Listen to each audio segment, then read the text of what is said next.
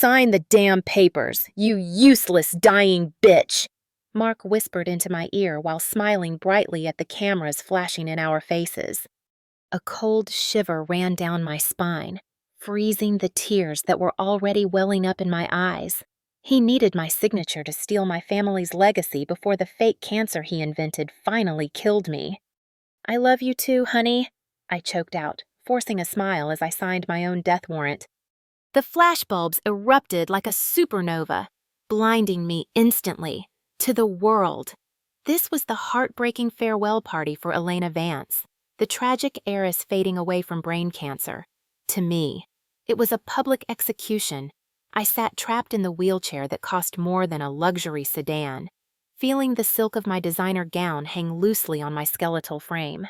My body felt heavy, weighed down by the cocktail of drugs they pumped into my veins every 4 hours. They called it chemotherapy. I knew it was poison.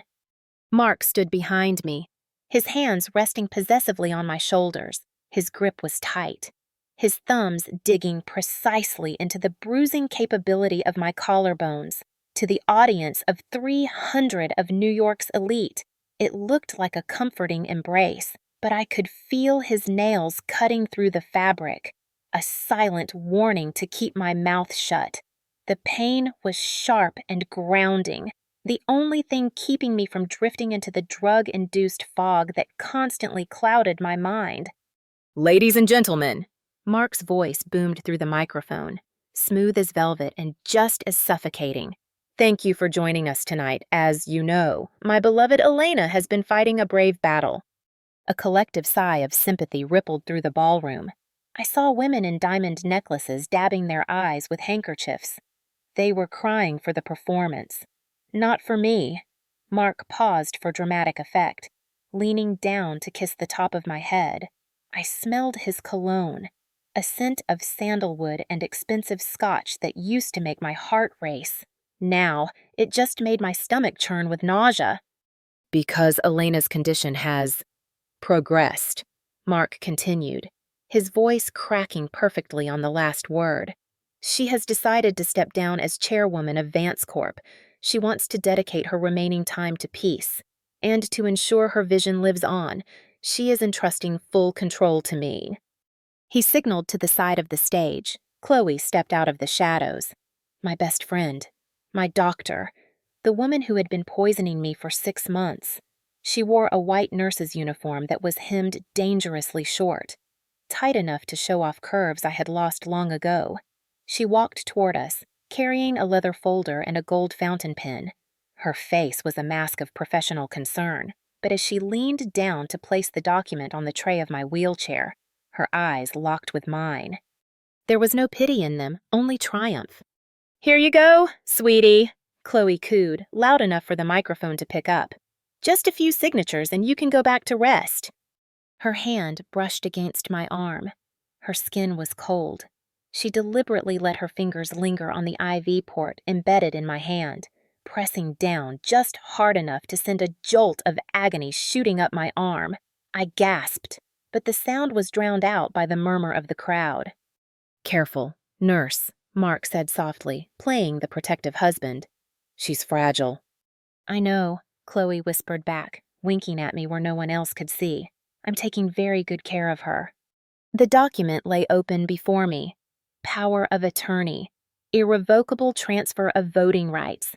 The words swam before my eyes.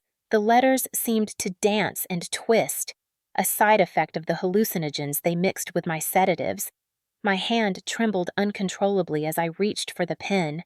It felt like lifting a lead weight. Every muscle in my body screamed in protest. Deep down, a small voice in my head, the part of Elena that was still the daughter of a business tycoon, screamed at me to throw the pen, to scream, to expose them. But I couldn't. My tongue felt swollen, too big for my mouth. My limbs were like jelly. The conditioning of the past half-year had been absolute. Disobey. And the pain medication stops. Disobey. And the cancer gets worse. "Elena, darling," Mark urged, tapping the signature line. "Everyone is waiting." I looked out at the sea of faces. Bankers, politicians, old friends of my father. Why couldn't they see? Why couldn't they see that I wasn't sick? I was being murdered.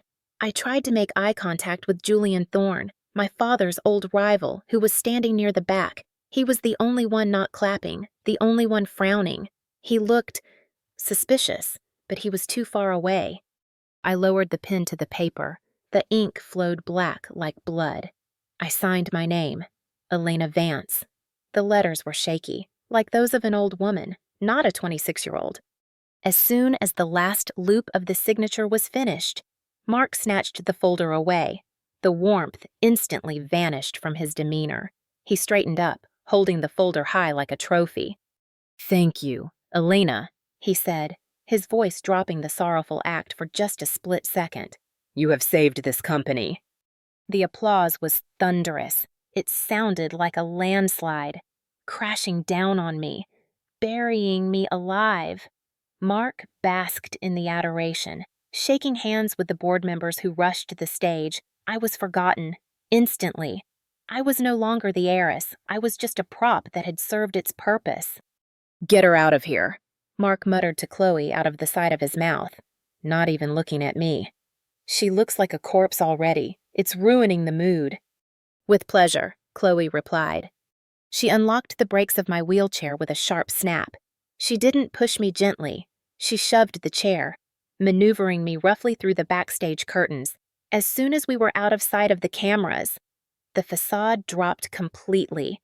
The smile vanished from her face, replaced by a look of sheer disgust. "You smell like medicine and decay, Elena," Chloe sneered, pushing me down the long, empty service corridor of our Hamptons mansion.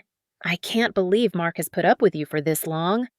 I tried to speak, to ask for water, but my throat was parched. "Chloe, please." "Shut up," she hissed. "You don't get to speak anymore. You signed, you're done." She wheeled me into my bedroom, a room that had been converted into a sterile hospital ward. The windows were sealed shut. The beautiful ocean view was blocked by heavy blackout curtains. Machines beeped rhythmically, the only soundtrack to my dying days. She didn't help me into bed. She simply tipped the wheelchair forward, dumping me onto the mattress like a sack of laundry. I groaned as my hip hit the frame of the bed. Pain radiated through my pelvis, but I had no strength to fight back. "Mark is going to be very busy tonight celebrating," Chloe said.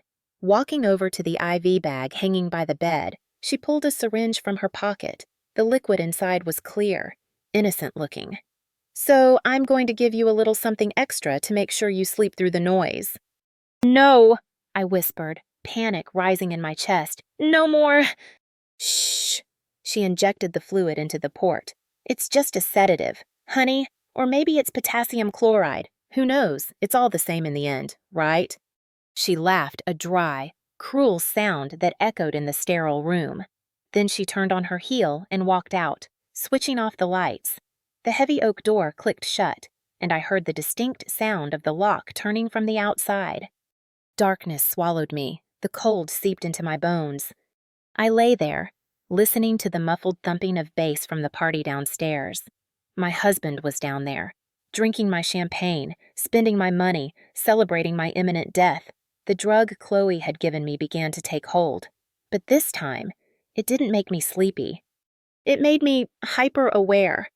My heart hammered against my ribs like a trapped bird. The shadows in the room seemed to elongate, twisting into monstrous shapes. Was this the end? Was this the final overdose? No. I bit the inside of my cheek. Hard. The metallic taste of blood filled my mouth. The sharp pain cut through the hallucination. I am not dead yet. A burning thirst clawed at my throat. It was unbearable. I needed water. If I died tonight, it wouldn't be from their poison. It would be from dehydration. I tried to move my arm. It felt like it weighed 1,000 pounds. I focused all my willpower on my fingers. Move, move, damn you. Slowly, agonizingly, I dragged my body across the silk sheets. My nightgown clung to my sweat-drenched skin. I rolled off the bed, hitting the floor with a dull thud. My legs were useless. atrophied from months of confinement. I had to crawl. I clawed at the carpet, pulling myself inch by inch toward the bathroom, but as I passed the door leading to the hallway, I stopped. The lock hadn't fully engaged. Chloe had been careless, or maybe she just didn't think a dying woman could make it to the door. There was a sliver of light cutting through the darkness, a beam of golden light from the hallway. I froze. Voices. They were coming from down the hall, not from the party downstairs, but from Mark's study. The sound carried perfectly along the hardwood floor. "Did she sign it all?" A woman's voice. Chloe. "Every single share," Mark's voice replied. He sounded breathless, excited. "It's done. The Vance Empire is mine." "Ours," Chloe corrected him. "Ours," Mark agreed. Then came the sound of wet, sloppy kissing, the sound of fabric rustling. The rage that ignited in my chest was hotter than any fever. It burned away the fog in my brain. It burned away the fear. For the first time in 6 months, I didn't feel like a patient. I felt like a witness. I dragged myself closer to the door, pressing my ear against the wood. I needed to hear it. I needed to hear them say it. I needed to know that my entire life, my marriage, my illness, it was all a lie. "What about the pill?" Chloe asked, her voice muffled as if she was burying her face in his neck. "The one I gave her just now, will it finish her off?" My breath hitched. I waited for the answer. The silence stretched out, agonizing and thick. "It doesn't matter." Mark laughed. A low, sinister rumble. "Even if she wakes up, no one will believe a word she says. She's a hallucinating junkie with a tumor the size of a golf ball. Let her rot for a few more days. I want her to suffer a bit longer for making me play the grieving husband for 5 years. Tears streamed down my face, but they weren't tears of sadness anymore. They were tears of pure, distilled hatred. 5 years. He had been planning this for 5 years, since the day we met. I looked down at my trembling hands. They were weak, pale, and bruised, but as I clenched them into fists, I felt something I hadn't felt since the diagnosis. I felt a pulse, strong, steady, angry. I wasn't dying of cancer. I was dying of betrayal. And suddenly, I knew I wasn't going to die tonight. I pushed the door open just a fraction of an inch more, through the crack. I could see straight into the study. I saw them. Mark had lifted Chloe onto my father's mahogany desk, the desk where he had signed my birth certificate. They were laughing. I reached into the pocket of my nightgown. My fingers brushed against the cold, hard surface of the pill I had managed to spit out 2 nights ago. I had saved it. I didn't know why at the time, maybe instinct. Now I knew. I wasn't going to take it. I was going to use it. I pulled myself back from the door, my eyes fixed on the couple entwined in the golden light. "Enjoy the party, Mark," I thought, the words echoing in my mind with terrifying clarity, "because the funeral you're planning isn't going to be mine." The red dot on my phone screen pulsed in the darkness like a tiny, silent heartbeat. 1 second, 2 seconds, 3 seconds. My hand was shaking so violently that the image on the screen blurred, but the audio was crystal clear. I was capturing every laugh, every moan, and every damning word coming from the study. I had managed to pull my phone from the hidden pocket of my silk robe, the one place Chloe hadn't checked because she thought I was too brain-dead to use technology. "God, Mark, stop!" Chloe's voice drifted out, followed by the sharp clink of a crystal glass hitting the desk. "We need to focus. Did you lock her door?" "I told you, she's a vegetable," Mark replied. I heard the sound of liquid being poured. Expensive scotch, my father's scotch. "She couldn't walk to the door if the house was on fire. Besides, the Neuro-X compound you gave her paralyzes the motor functions after an hour. She's probably drooling on herself right now." Neuro-X. I mouthed the word, feeling the cold tile of the floor against my cheek. I wasn't dying of glioblastoma. I was being paralyzed chemically. The realization hit me harder than any physical blow. The headaches, the blurred vision, the inability to walk. It wasn't tumors pressing on my brain. It was poison flowing through my veins, administered by the woman I had trusted with my life. It's brilliant, really, Mark continued, his voice dripping with arrogance. Everyone thinks she's grieving her father so hard she got sick, the tragic Vance family curse, and when she finally stops breathing next week, a sorrowful suicide due to pain. Perfect. I want the beach house in Malibu, Chloe demanded. That's my fee for playing nursemaid to that whining skeleton for 6 months. You can have the whole damn coast, Mark laughed. Once the transfer clears on Monday. I own everything, the company, the accounts, the properties. Elena is just a loose end now. A loose end. That was all I was, a loose end to be snipped off. I stopped the recording. My thumb hovered over the save button. I didn't dare breathe until the file saved notification flashed on the screen. I had it. The ace. The weapon that would send them both to prison for the rest of their miserable lives. But suddenly, heavy footsteps approached the study door. Let's go check on her, Chloe said. I want to make sure she hasn't choked on her own tongue. That would be messy. Panic, cold and sharp, pierced through my rage. If they found me here, sprawled in the hallway with a phone in my hand, they wouldn't wait until next week. They would kill me right now. I had to move.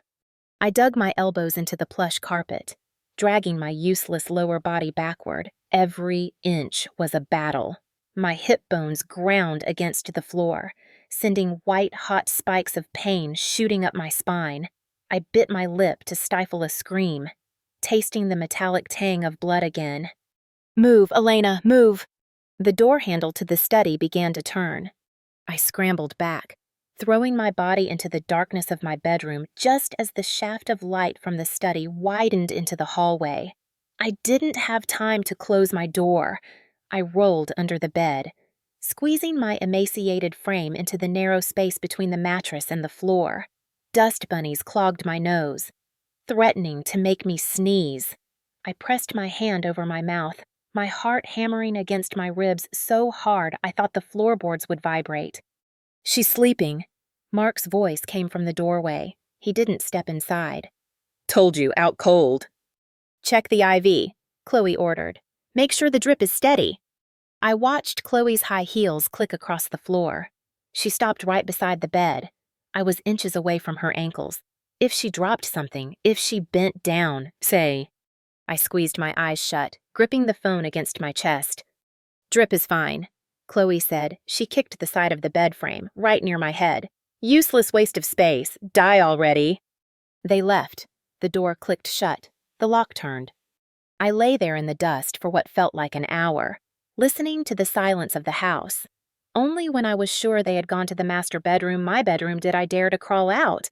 I dragged myself up onto the bed, collapsing onto the sheets. I was drenched in cold sweat. My body was screaming for the drugs. The withdrawal was setting in, making my skin crawl as if 1,000 insects were burrowing underneath. But I couldn't take their medicine. Not anymore. I reached for the nightstand, where a glass of water and a small paper cup with 2 pills sat waiting for my midnight dose. I picked up one of the pills. It was a small yellow oval. I had taken hundreds of these, chemo, they said, to shrink the tumor, they said. I pulled the phone out again and opened the browser. My hands shook as I typed the description of the pill into the search bar. Small yellow oval pill imprint 542. The result loaded instantly. Haloperidol, antipsychotic, high dosage causes catatonia, muscle rigidity, and hallucinations. I scrolled down. Side effects, confusion, inability to speak, motor dysfunction. I looked at the second pill, blue, midazolam, sedative. There was no chemotherapy drug. There never was. They had been feeding me a cocktail of madness and sleep for half a year, watching me deteriorate, convincing me my clumsiness was brain cancer. I felt a laugh bubbling up in my throat, a hysterical, jagged sound. I clamped my hand over my mouth to suppress it. I wasn't sick, I was just drugged, which meant, if I stopped taking them, I could get strong again. But I couldn't stop cold turkey. If I suddenly started walking and talking clearly, they would know. They would panic and finish the job violently. I had to play the game. I took the pills and crawled to the bathroom. I flushed them down the toilet. Then I filled the paper cup with tap water and poured it into the potted plant in the corner. I lay back in bed, staring at the ceiling. The hunger in my stomach was agonizing, but the hunger for revenge was stronger. I spent the rest of the night planning. I needed allies. I needed a lawyer. But who Mark had fired all my father's old staff? The new staff were all on his payroll. Wait, Julian Thorne. The man at the party, he had looked at me with suspicion. Not pity. Suspicion. Julian was a shark, a corporate raider who hated Mark. If anyone could help me destroy Vance Corp from the outside, it was him. But how could I reach him? My phone was monitored. The house Wi-Fi logged every keystroke. I had used LTE data for the search, but I couldn't risk a call. Sunrise bled through the heavy curtains, painting the room in a sickly gray light. At 8 sharp, the lock turned. The door opened and Mark walked in. He was wearing a fresh suit, looking like the epitome of a grieving billionaire. He held a tray with a bowl of oatmeal. "Good morning, Sleeping Beauty," he said, his voice sickeningly cheerful. I let my head loll to the side, keeping my eyelids heavy. I drooled a little, just like he said I would. I had to sell this performance. My life depended on it. "Mark," I slurred, making my voice sound thick and confused. "Thirsty?" "I know, baby, I know," he said. Sitting on the edge of the bed, he spooned some oatmeal. "Here, eat something first." I opened my mouth, letting him feed me. The oatmeal tasted like cardboard. I swallowed, fighting the urge to bite his finger off. "I have a surprise for you," Mark said, wiping my mouth with a napkin a little too roughly. "Since you signed the papers, the board thinks you deserve a break, a real break." He leaned in close, his eyes gleaming with malice. "We're going on a trip. Elena, just you and me, a second honeymoon on the yacht. The sea air will do you good." My blood ran cold. The yacht, the open ocean, no witnesses, no cameras, just deep, dark water. This wasn't a vacation, it was a burial at sea. "When?" I whispered, letting a tear slide down my cheek to feign gratitude. "Tonight." Mark smiled. "We leave tonight. Pack your bags. Darling, or actually, don't bother. You won't need much where you're going." He stood up and patted my leg. "I have some business to wrap up at the office. Chloe will be in to give you your morning vitamins. Be a good girl." He left the room, whistling a happy tune. As soon as the door closed, I sat up. The act dropped. My eyes were wide with terror.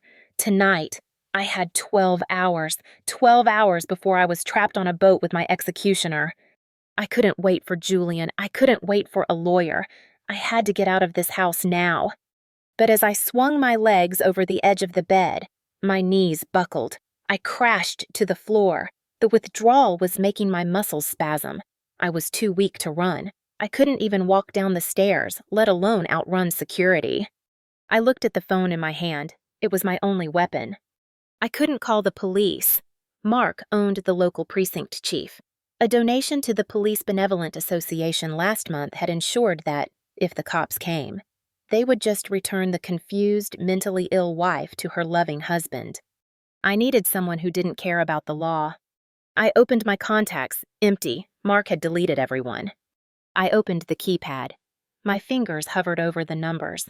I closed my eyes, trying to remember the number I had seen on a business card 5 years ago, a card given to my father by a man he called the Fixer, a man my father said to call only if the law failed us.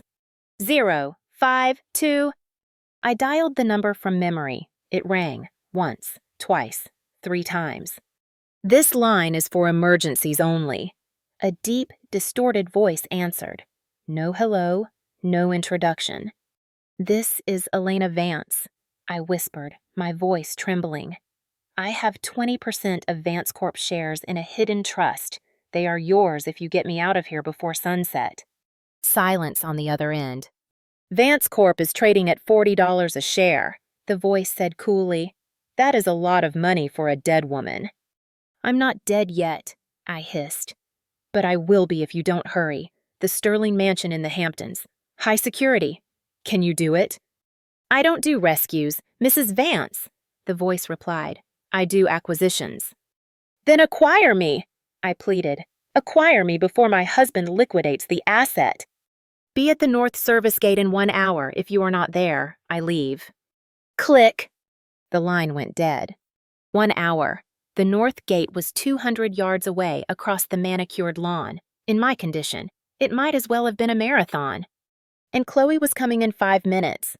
I looked at the window. It was sealed shut, but the glass was breakable.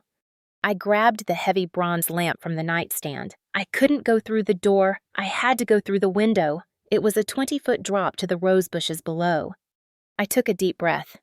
Pain is temporary. I told myself death is permanent. I raised the lamp. The sound of the key turning in the lock was louder than a gunshot in the silent room. Click. I didn't hesitate. I swung the heavy bronze lamp with every ounce of hysterical strength I possessed. It wasn't aimed at the door. It was aimed at the reinforced glass window that stood between me and freedom. Crash! The sound was explosive. Shards of glass erupted outward like a diamond fountain, sparkling in the morning sun. The fresh, salty air of the Hamptons rushed in, hitting my face like a slap. Elena, what are you doing? Chloe screamed from the doorway. I didn't look back. I didn't think about the height. I didn't think about the landing. I just scrambled onto the ledge, my nightgown billowing around me like a ghost's shroud, and threw myself into the void. For a second, I was flying. Then, gravity took its debt. I fell 20 feet. I missed the rose bushes that might have cushioned the fall and hit the hard, manicured turf with a brutal impact. Snap! The sound came from my left ankle. It was a sickening, wet crack, like a dry branch stepping on a dead leaf, but magnified 1,000 times. I didn't scream. The air was knocked out of my lungs upon impact, leaving me gasping like a fish on dry land. Then, the pain hit. It wasn't an ache. It was a white-hot lightning bolt that shot up my leg, exploded in my hip, and rattled my teeth. My vision went white. Nausea rolled in my stomach, threatening to make me retch. She jumped! Get security! Get the dogs! Chloe's voice shrieked from above, high and panicked. The dogs! Mark's prized Dobermans. They were trained to tear intruders apart. Fear is a powerful anesthetic. It shoved the pain into a corner of my mind and replaced it with a primal command, run. I tried to stand, but my left leg collapsed under me, sending another wave of agony through my body that nearly made me pass out. I couldn't walk. I definitely couldn't run. I had to crawl. I dug my fingers into the dirt, dragging my useless body forward. The grass was wet with dew, soaking my nightgown instantly. I was a pathetic sight, a broken, skeletal woman dragging herself across a millionaire's lawn like a wounded animal. Woof, woof! The deep, guttural barking erupted from the kennels near the garage. They were loose.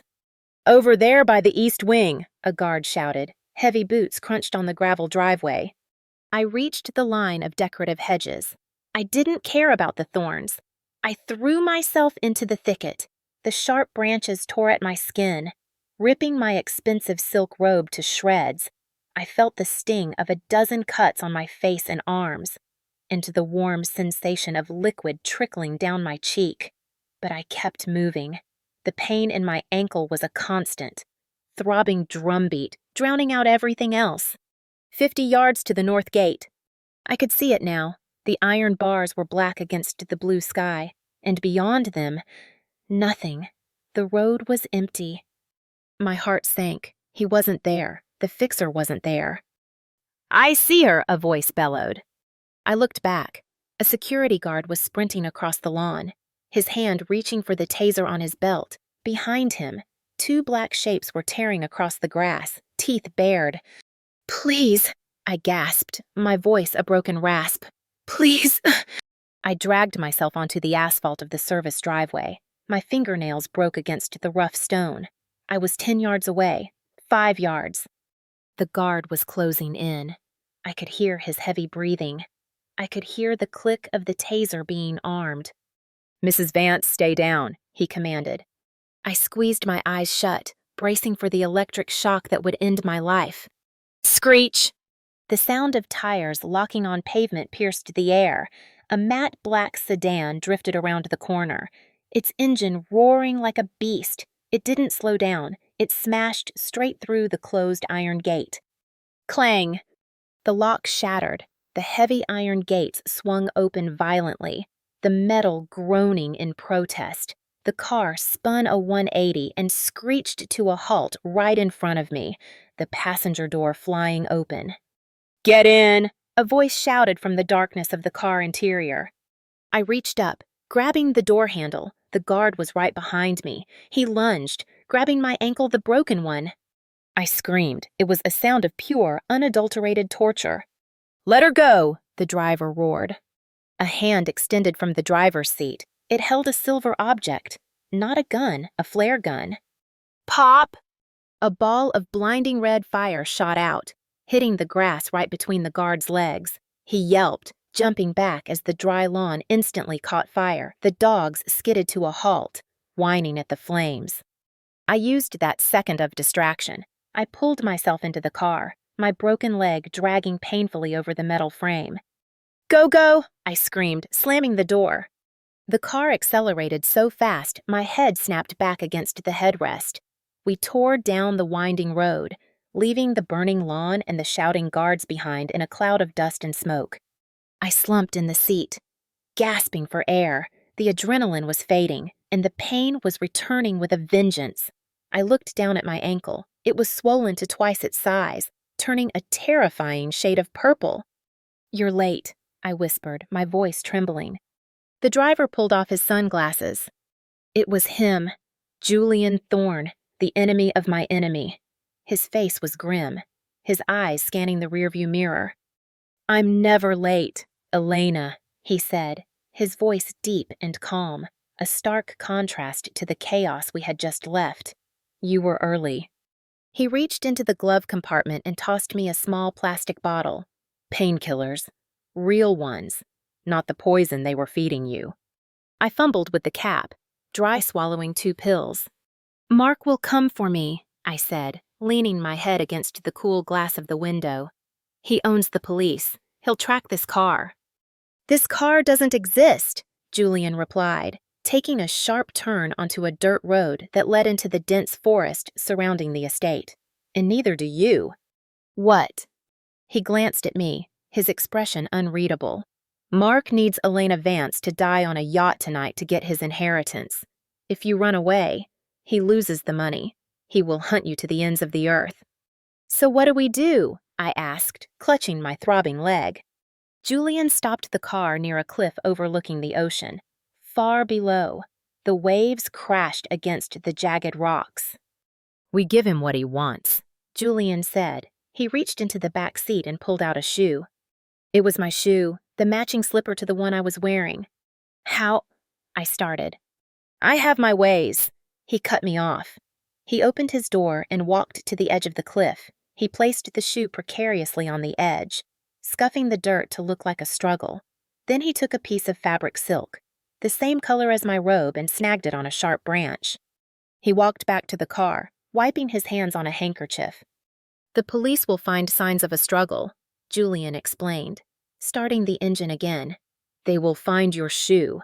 They will assume the confused, terminally ill woman wandered off, fell, and was swept out to sea. No body will be found, but the currents here are strong. They'll declare you dead within 48 hours. Cuss. I stared at him. It was cold. It was calculated. It was brilliant. So Elena Vance is dead, I whispered. Elena Vance is dead, Julian confirmed, his eyes locking with mine in the rearview mirror. Now, Vivian Dark is born. He hit the gas. As we sped away from my former life, I didn't look back at the mansion. I looked at my broken ankle. The pain was a reminder. I was alive, and I was going to make them pay for every single bruise. Take me to a hospital, I said, my voice hardening. Then take me to a bank. Hospital first, Julian corrected. We have a lot of work to do. Fixing you is going to be harder than fixing a company. I closed my eyes, letting the darkness take me. But this time, it wasn't the darkness of death. It was the darkness of the womb. I was being reborn, and the labor pains were agonizing. The sound of a bone being set back into place does not sound like a snap. It sounds like a wet, grinding crunch, a noise that vibrates through your teeth and settles deep in the pit of your stomach. I bit down on the leather strap Julian had forced between my teeth, but a guttural scream still tore through my throat. The pain was blinding. A white-hot supernova exploding in my left leg that instantly drenched my body in a cold sweat. "Hold her down!" a voice commanded. 2 pairs of strong hands pinned my shoulders to the operating table. I wasn't in a hospital. I was in a sterile, stainless steel room deep underground Julian's private clinic, hidden beneath his estate in the Catskills. No records, no paper trail, just pain. "It's done," the doctor said, his voice devoid of sympathy. "The tibia is aligned. We're putting in titanium screws. She won't be walking for 6 weeks. She needs to walk in 3. Julian's voice cut through the haze of agony. He was standing in the corner, checking his watch. "I have a board meeting to crash next month." "Then she'll be walking on agony," the doctor replied dryly. I spat the leather strap out, gasping for air as the anesthesia finally began to pull me under. My eyes found Julian. He wasn't looking at me with pity. He was looking at me like an investment that had just taken a dip in the market, calculating the cost of repairs versus the potential return. Did they find me?" I whispered, my voice slurring. Julian walked over and held up a tablet. On the screen, a news anchor with perfect hair and a somber expression was speaking in front of a graphic that read, "Tragedy at Vance Estate." "Breaking news," the anchor said.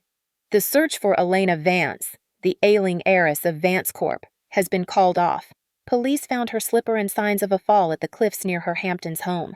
Authorities believe the combination of her advanced illness and a tragic misstep led to her falling into the ocean. Mark Sterling, her husband and CEO, is reportedly devastated."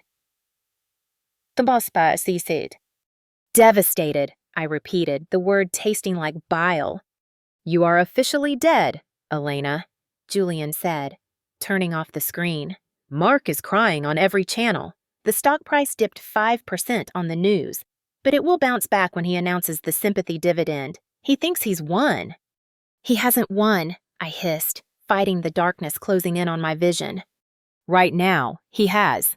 Julian corrected me coldly. "You are broken. You are an addict. You are weak. If you want to beat him, you have to die. Elena Vance was a victim. I need you to become something else." The darkness took me then. The next 2 weeks were not a recovery. They were an exorcism. The withdrawal from the cocktail of antipsychotics and sedatives Chloe had been feeding me was worse than the broken leg. It felt like my skin was on fire. I spent days shivering in a pool of my own sweat, screaming at invisible demons, clawing at the sheets until my fingernails bled. I hallucinated that Mark was in the room. I saw him standing at the foot of the bed, holding a pillow to smother me. I saw Chloe laughing, her face melting like wax. "Get out!" I screamed, throwing a water glass at the wall. The door opened. It wasn't Mark. It was Julian. He didn't offer comfort. He walked over, picked up a bucket of ice water, and threw it directly into my face. The shock gasped the air out of my lungs. "Stop it," he ordered, his voice sharp as a whip. "The drugs are leaving your system. The monsters aren't real. Mark is real, and he is currently in your house, drinking your wine. Focus on that." I lay there, shivering, soaking wet, hate burning in my chest hotter than the fever. "I want to kill him," I chattered. "Good," Julian said, sitting down in the chair next to the bed. He opened a laptop. "But murder is messy. We don't do messy. We do legal. We do financial. We do psychological." He turned the laptop screen toward me. It was a live feed of the stock market. "Lesson 1. Julian said, Vance Corp is preparing for an IPO, an initial public offering. Mark wants to take the company public. If he succeeds, he becomes a billionaire. Your job is to make sure that stock becomes toxic before the opening bell." "How?" I asked, wiping the wet hair from my face. By becoming the ghost in the machine, he replied. While your leg heals, your mind is going to learn war. You are going to learn how to short a stock, how to leverage debt, and how to bury a man under a mountain of paperwork so heavy he won't be able to breathe. 1 month later, I stood in front of the full-length mirror in the gym. I barely recognized the woman staring back. The frantic, terrified girl who had crawled out of a window was gone. In her place stood someone harder, sharper. My long, honey blonde hair, the hair Mark used to love stroking, was gone. I had cut it myself. A sharp, asymmetrical bob dyed a deep, midnight black. It framed my face like a helmet of war. My cheekbones, once hidden by softness, were now prominent, carved out by the weight loss and the grim determination that had settled in my jaw. I wore a tailored black suit that Julian had provided. It cost $5,000. It fit like armor.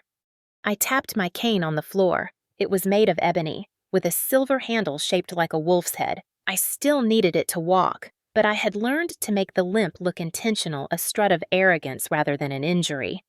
"Vivian Dark," I said to the reflection. The name tasted cold on my tongue. "Nice to meet you." Julian walked in behind me. He was holding a file. "The funeral is today," he said. "Mark is burying an empty casket." "Is everything ready?" I asked, not turning around.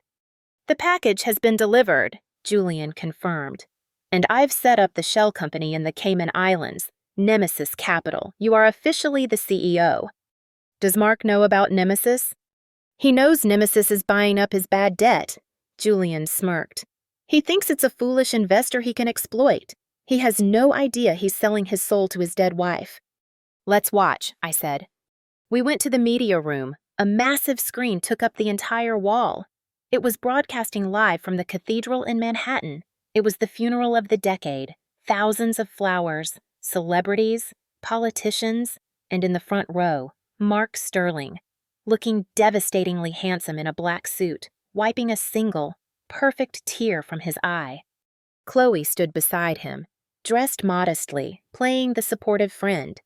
"Look at them," I whispered. "They look so relieved." "Wait for it." Julian checked his watch. "Delivery in 3, 2, 1. On the screen, a courier in a nondescript uniform walked up the aisle of the cathedral. Security tried to stop him, but he held up a large, ornate wreath of white lilies. It looked like a tribute from a VIP. The courier placed the wreath right next to the casket. Mark looked at it. Confused, he leaned in to read the card attached to the flowers. The camera zoomed in. I leaned forward, my breath catching in my throat. Mark's face went pale. Even through the high-definition screen, I could see the blood drain from his skin. His hand trembled as he touched the ribbon on the wreath. "What did you write on the card?" Julian asked, though he already knew. I smiled. It was the first genuine smile I had smiled in years. I wrote, "I know what you did last summer, and I have the recording." On the screen, Mark crumpled the card in his fist, shoving it into his pocket. He looked around the cathedral frantically, his eyes wide with paranoia. He was looking for a ghost. "He thinks someone is blackmailing him," Julian noted. "He doesn't think it's you." "Not yet," I said. "Fear is the first step. Paranoia is the second. Then comes the mistakes." I picked up my phone, a burner phone with encrypted messaging. I had one more gift for him. "Is the audio file ready to be leaked to his private email?" I asked. "Scheduled for exactly when he gets into his limo." Julian nodded. "Just a 10-second clip. Enough to make him sweat, not enough to give him the full picture." I watched Mark stumbling away from the casket, ignoring Chloe's hand on his arm. He looked like a man who had just seen his own grave. "Happy funeral, Mark," I whispered. Then I turned to Julian. "I'm ready for the next step. I want to buy the mortgage on the Hamptons estate." Julian raised an eyebrow. "That house is his pride and joy." "Exactly," I said, tapping the silver wolf's head of my cane against the palm of my hand. "I don't just want his company, Julian. I want the roof over his head. I want him to sleep in that house knowing that his landlord is watching him." "It will cost $20 million, Julian warned. "That's half your trust fund liquid cash." "Do it," I ordered. Buy it through Nemesis Capital and send him an eviction notice for the guest house. I want Chloe to know she's living on borrowed time. Julian smiled. It was a shark's smile. You learn fast, Vivian. I had a good teacher, I replied, and a terrible motivation. I turned back to the screen. The funeral was ending. The mourners were leaving. But the real show was just beginning. The woman they buried today was weak. The woman watching them was war. I picked up the remote and turned off the TV, plunging the room into darkness. Let's get to work, I said. I have a husband to destroy. The rain hammered against the roof of the limousine like 1,000 tiny fists demanding entry. Inside, the air was thick with the smell of wet wool and Mark's nervous sweat. I watched the live feed from the hidden camera Julian had bribed the driver to install. I was sitting in my new office at Nemesis Capital, a sleek, glass-walled fortress in Midtown Manhattan. My broken leg was propped up on a leather ottoman, the titanium screws aching in sync with the thunder outside. He's checking his phone, Julian said, standing behind my chair. Send it now. I pressed enter. On the screen, Mark's phone buzzed. It was a single, violent vibration on the leather seat next to his thigh. He picked it up, his brow furrowed. He had just come from burying an empty casket. His nerves were already frayed.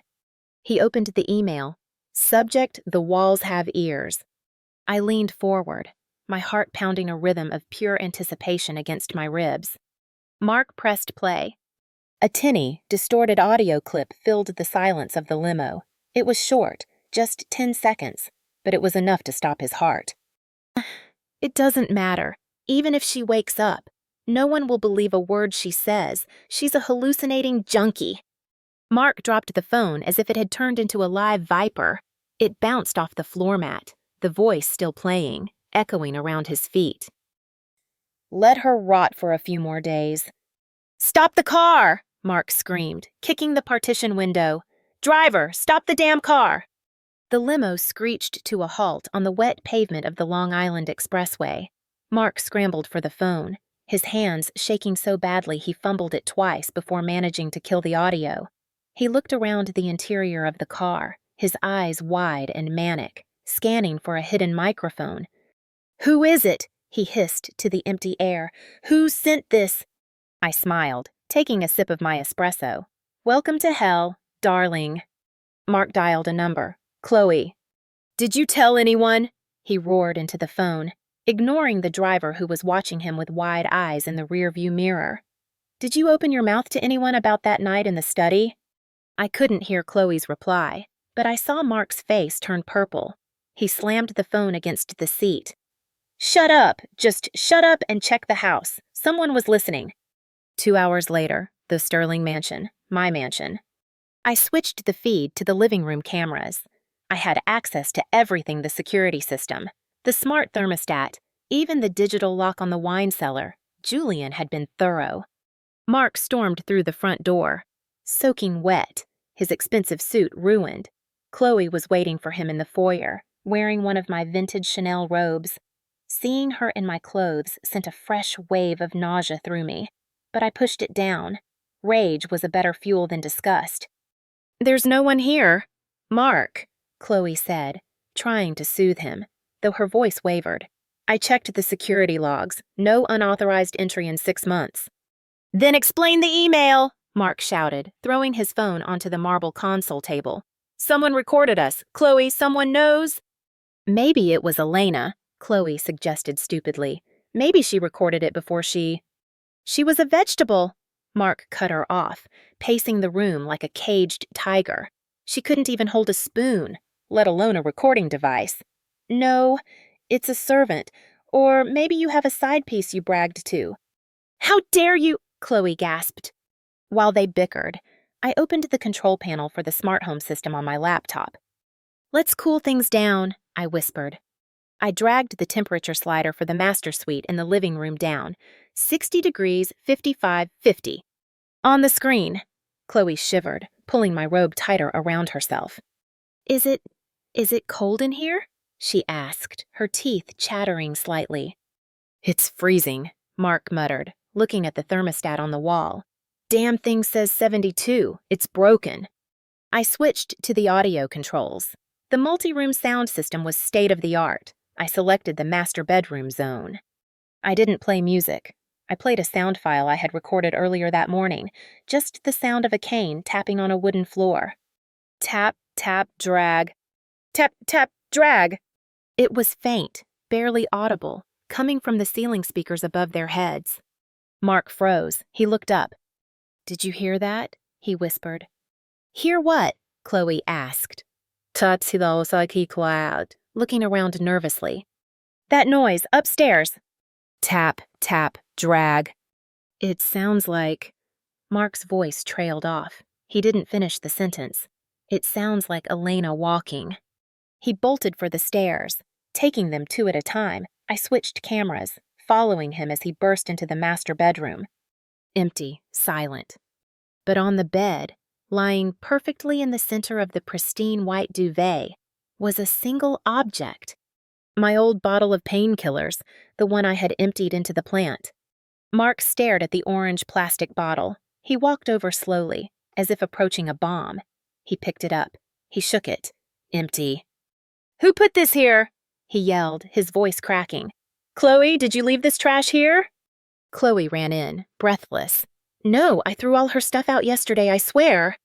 Mark hurled the bottle at the mirror. It bounced off with a hollow clatter. "We are leaving," he stated, his hands trembling. "We are staying at the plaza tonight. This house is compromised." "We can't," Chloe whined. "The press is camped outside. If we leave on the night of the funeral, it looks suspicious. It looks like we're running." Mark ran a hand through his hair, pulling at the roots.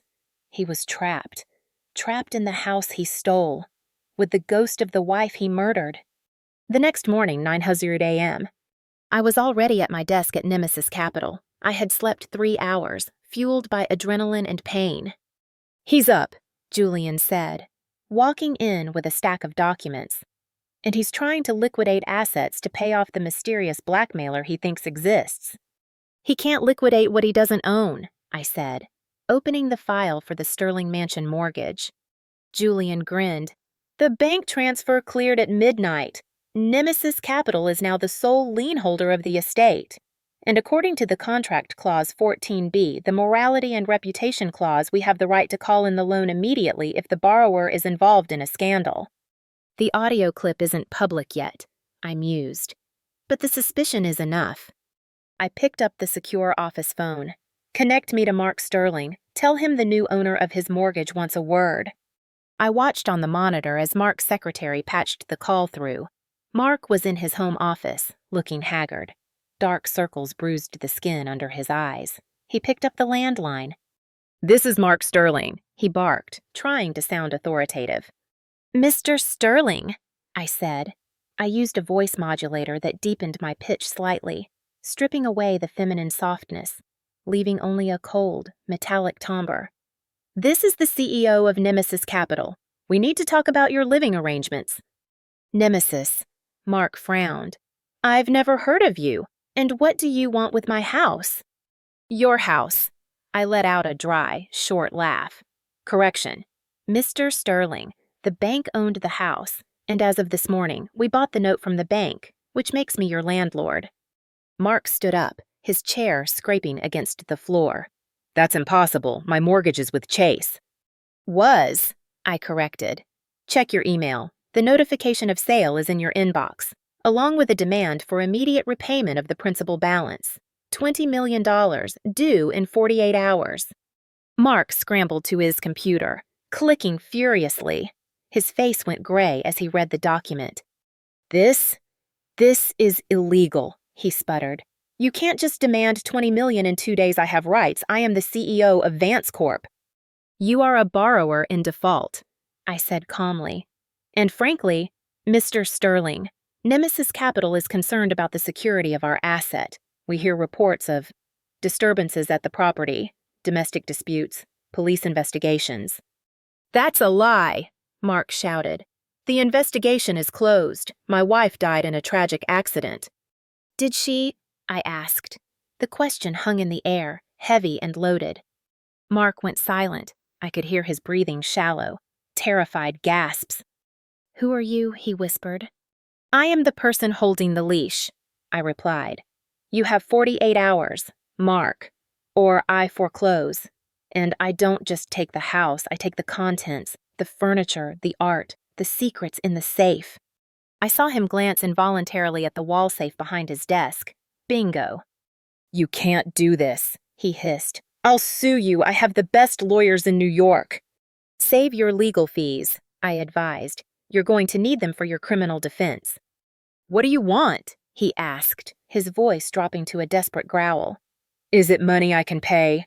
Just tell me how much to make this go away." "I don't want your money, Mark," I said, leaning closer to the microphone, letting my voice drop to a whisper that I knew would sound like a ghost in his ear. "I want you to be uncomfortable. Oh, and Mark." "What?" "The thermostat in this master bedroom," I said. "It's not broken. It's just cold, like the ocean." I hung up. On the screen, Mark dropped the receiver. He backed away from the desk, staring at the thermostat on the wall as if it were a demon. He grabbed a heavy crystal paperweight and hurled it at the control panel. Smash! Plastic and glass shattered. Sparks flew. "Get out!" he screamed at the empty room. "Show yourself!" Julian let out a low whistle. "You broke him in 5 minutes." "I didn't break him," I said, rubbing the wolf's head of my cane. "I just cracked the shell. Now we see what crawls out." "He's going to the safe," Julian observed, pointing at the screen. Mark was tearing the painting off the wall. He spun the dial of the hidden safe. "He's moving the evidence," I said, my eyes narrowing. "He's scared I'll foreclose and open it." Mark pulled out a thick black ledger and a hard drive. He didn't put them in his briefcase. He shoved them into his jacket pocket. "He's running," Julian said. "He's going to move the assets offshore before the IPO." "Let him run." I stood up, wincing as weight hit my bad leg. A running target is easier to trip. My phone buzzed, a text from an unknown number. I frowned. Only Julian had this number. I opened the message. It was a photo, a grainy, zoomed-in photo taken from a distance. It showed me, getting into Julian's car outside the clinic yesterday. My heart stopped. The text below read, "I know you're not dead, Mrs. Vance, and I know you're rich. Let's make a deal." I showed the phone to Julian. His face hardened into stone. "Someone saw us," he said. "A paparazzi, a private investigator." "Or someone worse," I whispered. The phone buzzed again. Another text. "Bring 5 million in diamonds to the old shipyard at midnight, or Mark gets this photo." The hunter had just become the hunted.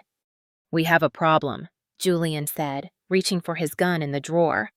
"No," I said, a cold smile touching my lips. "We have an opportunity. Mark isn't the only one who can be trapped." I looked at the photo again. "If this person sends this to Mark, the game is over. Mark will kill me for real this time." "So we pay." "No," I said. "We eliminate the threat. Prepare the car. Julian, tonight the ghost goes hunting." The Brooklyn Navy Yard at midnight was a graveyard of rusted metal and forgotten dreams. The fog rolled in off the East River, thick and smelling of diesel and rotting seaweed, swallowing the skeletal cranes that loomed overhead like giant, starving insects. I stepped out of the car, my cane tapping against the wet concrete with a sharp, rhythmic clack that echoed in the silence. The wind whipped my trench coat around my legs, biting at the scars on my healing ankle.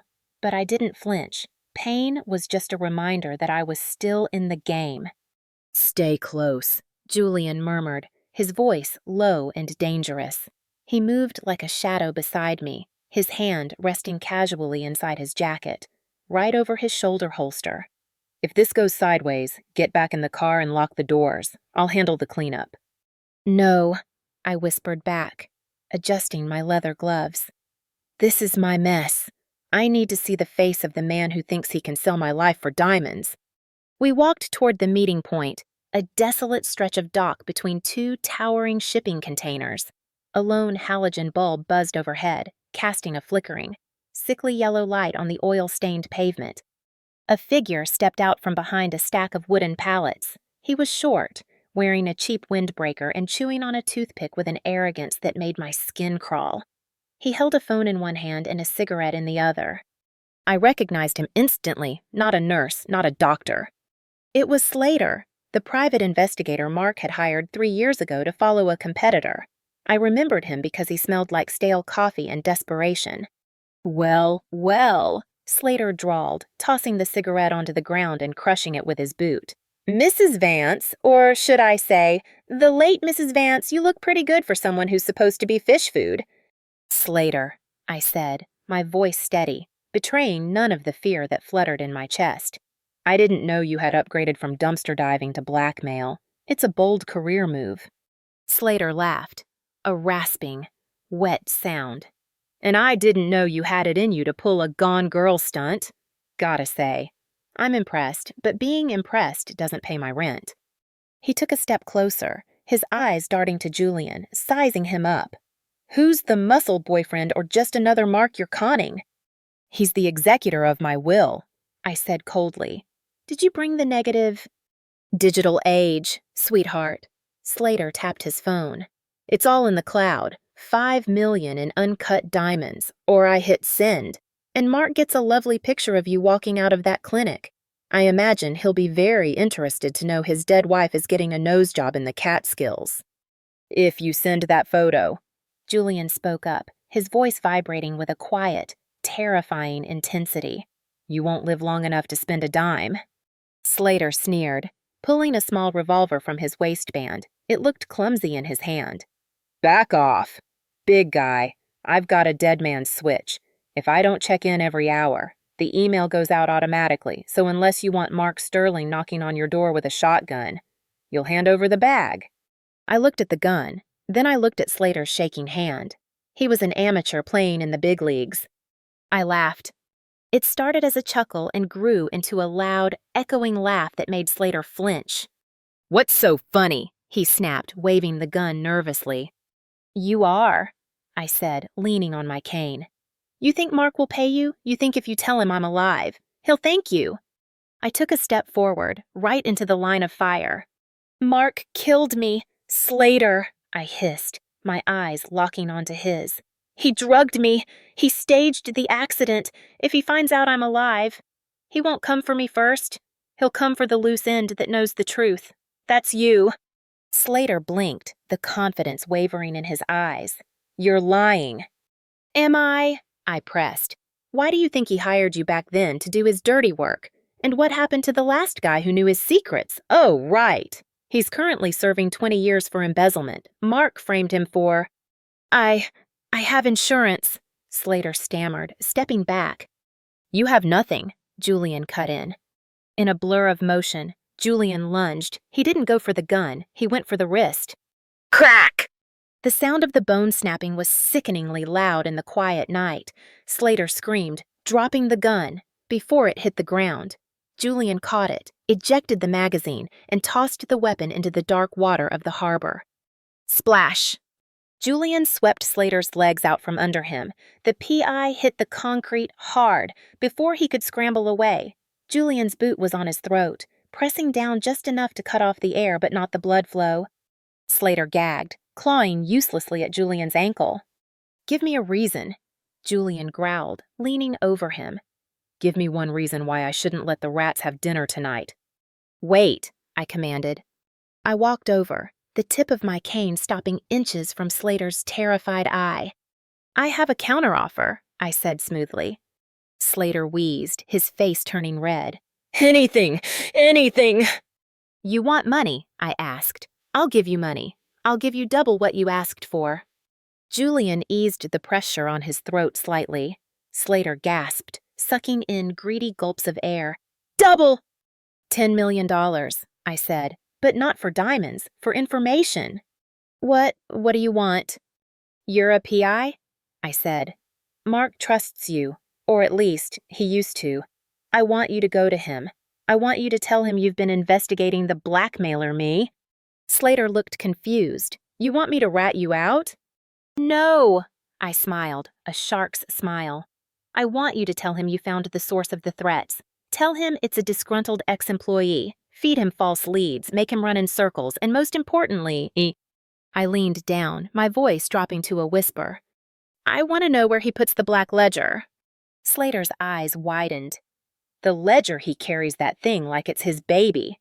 He never lets it out of his sight. Find out where he sleeps with it, I ordered. Find out the combination to his new safe. Be my eyes.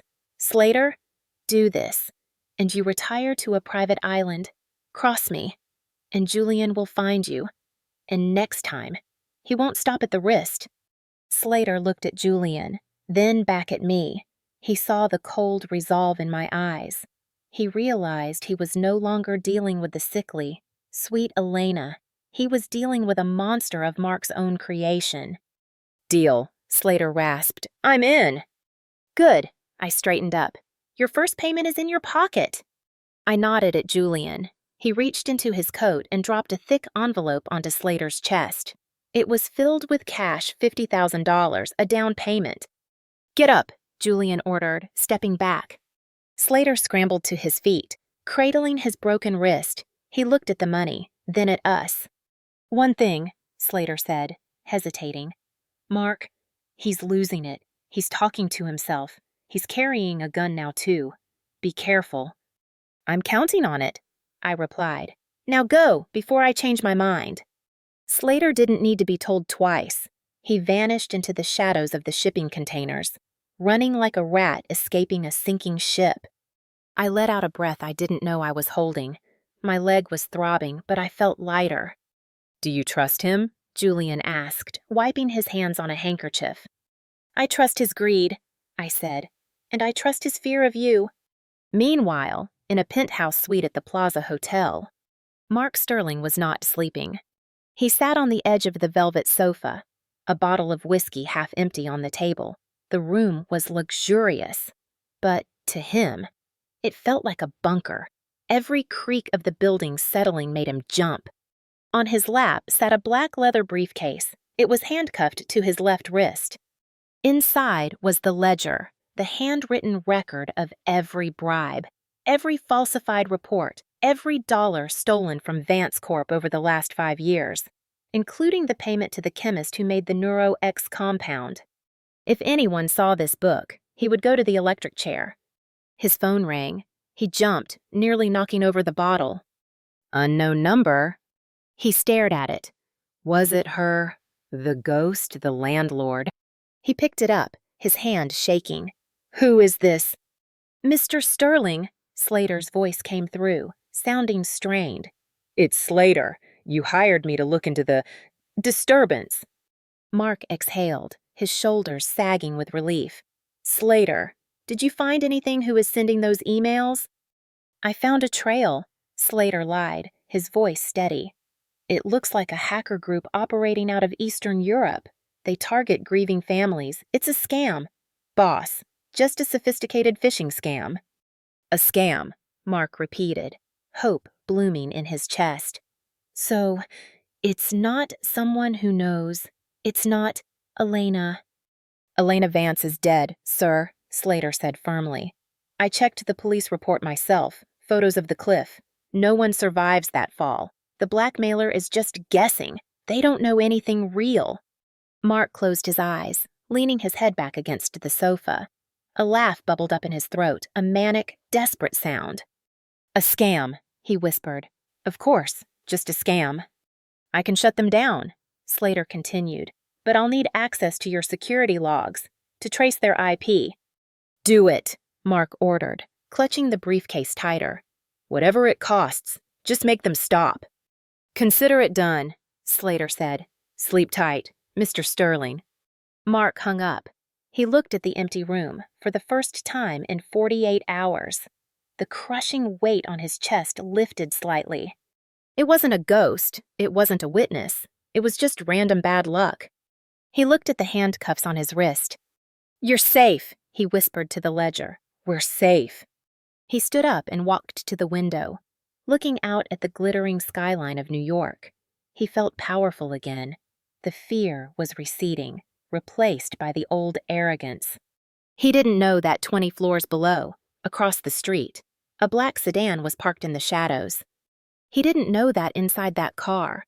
His dead wife was watching him through a pair of high-powered binoculars, zooming in on the briefcase handcuffed to his wrist. "He has it on him," I said, lowering the binoculars. "Handcuffed." "That complicates things," Julian noted. "We can't steal it if it's attached to him." "We don't need to steal it." I smiled, watching Mark pour another drink. "We just need him to open it. And tomorrow is the board meeting." "The meeting where he announces the IPO?" Julian realized. "Exactly," I said. "Tomorrow, Mark Sterling is going to introduce the world to the future of Vance Corp, and I'm going to introduce the world to his past." I turned to Julian. "Get the car ready for the morning. Vivian Dark has a shareholder meeting to attend." "You're going in there?" Julian asked, surprised. "With your leg? With your face?" "I'm going in through the front door," I said, putting on my sunglasses. "It's time the board met the new majority shareholder." The air in the boardroom on the 50th floor of Vance Tower smelled of freshly brewed Colombian coffee and aggressive ambition. Mark Sterling stood at the head of the long mahogany table, a laser pointer in one hand and the future of the company in the other. Behind him, a massive projection screen displayed a graph with a line shooting upward like a rocket.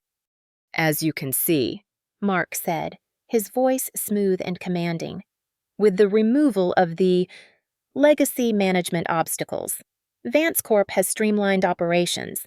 Our IPO next week is projected to be the largest in New York history."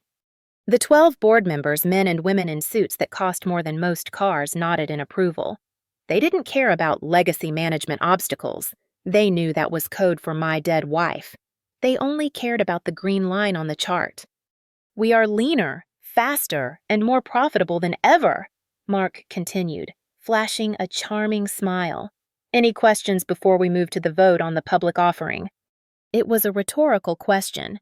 Mark had bribed 3 of them and charmed the rest. The vote was a formality. Clack! The sound came from the heavy double doors at the back of the room. It wasn't a knock.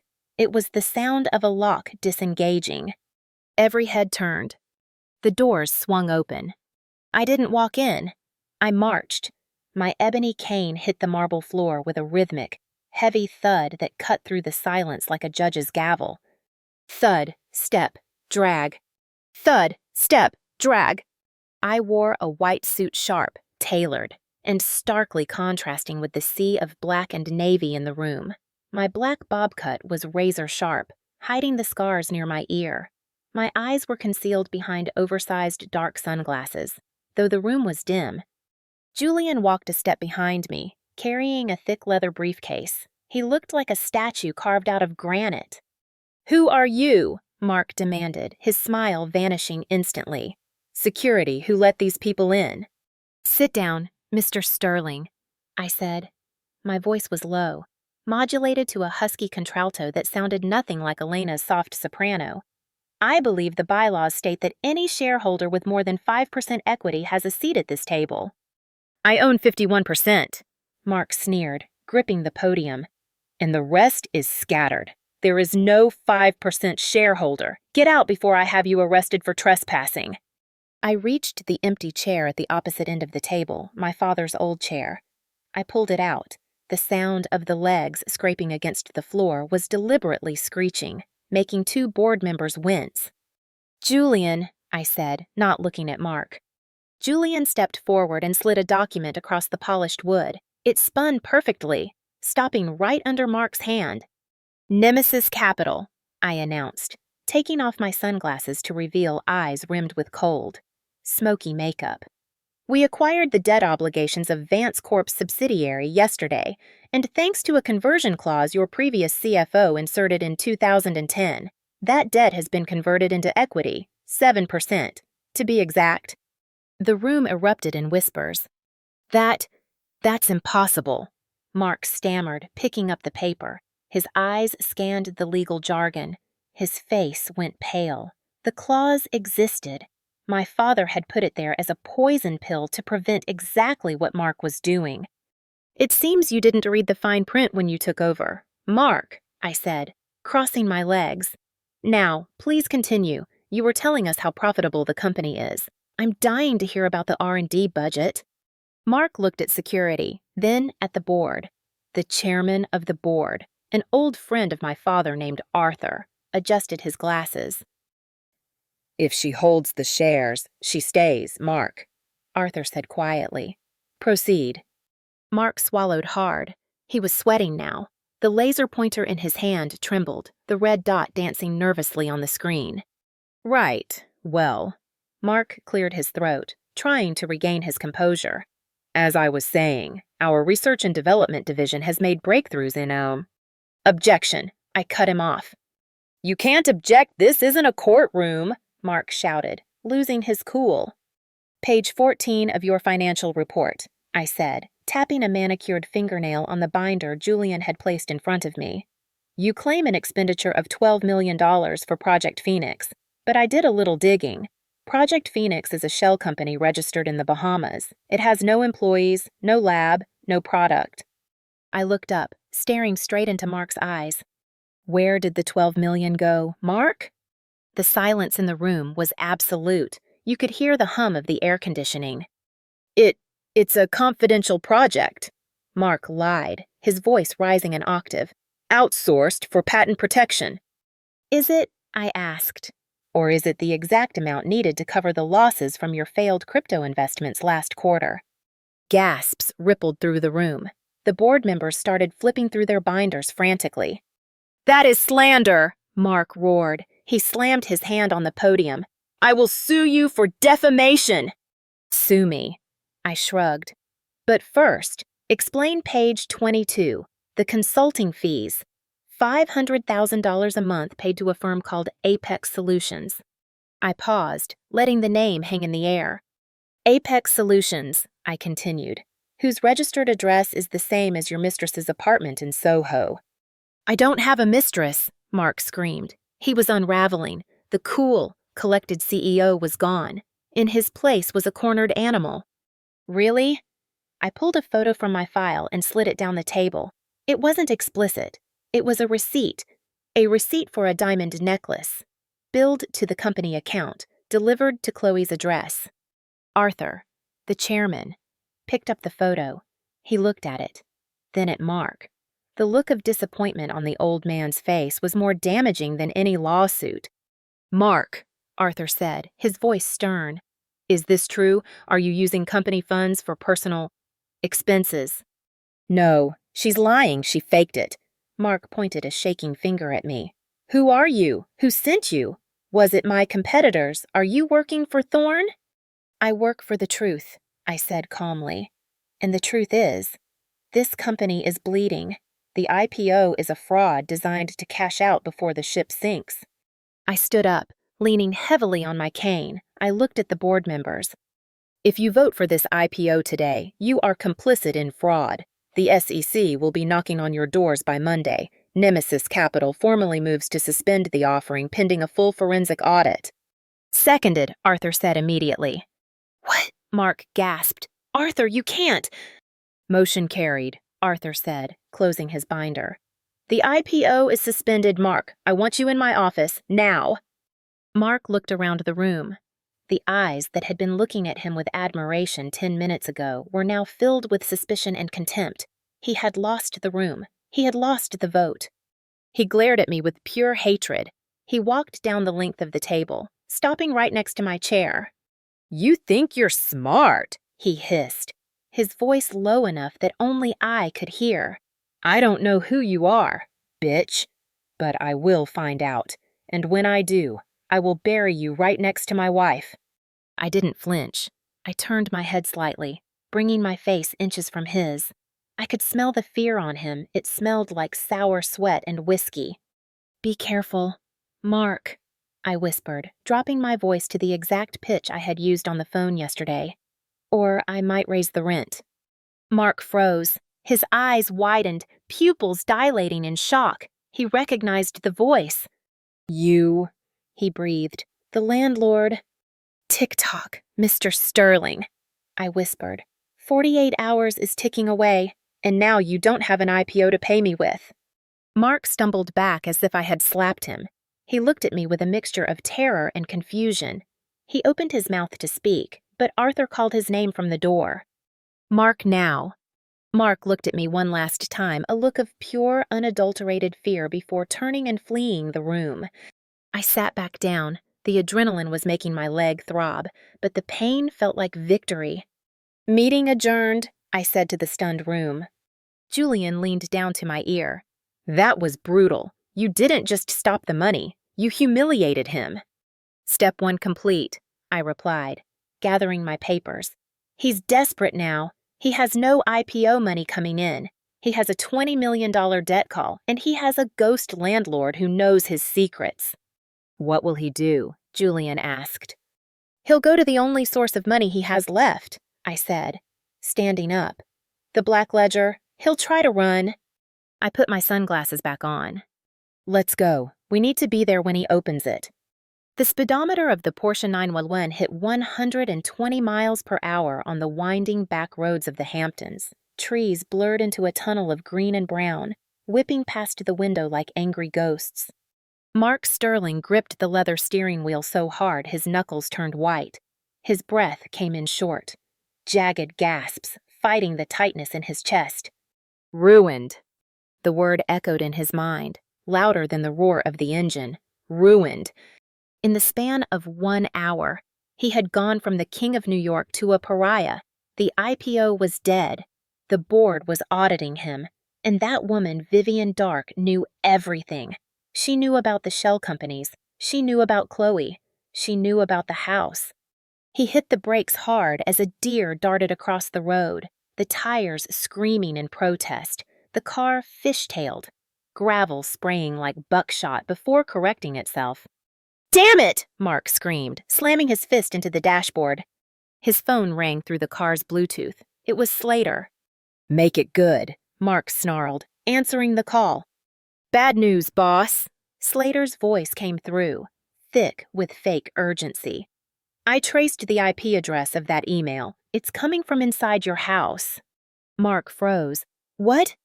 "The hacker." Slater lied smoothly.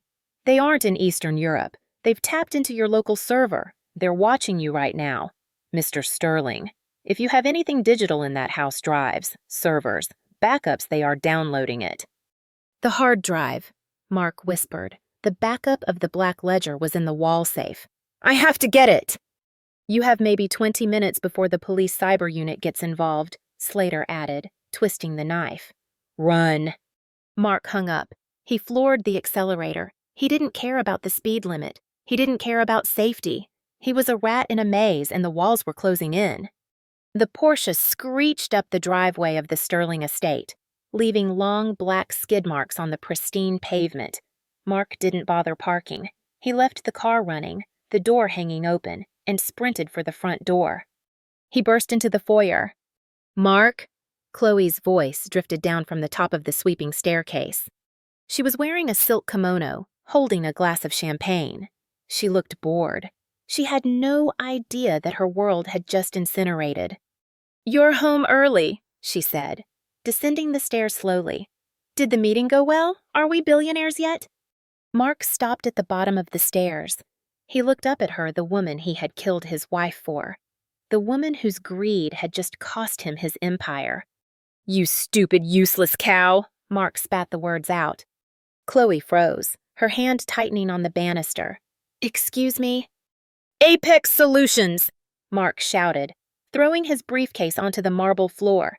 It slid across the tiles, crashing into a vase. "Does that name ring a bell?" "It should. It's the shell company I set up for your allowance." I don't know what you're talking about," Chloe stammered, taking a step back. "You used the corporate card to buy jewelry." Mark bounded up the stairs.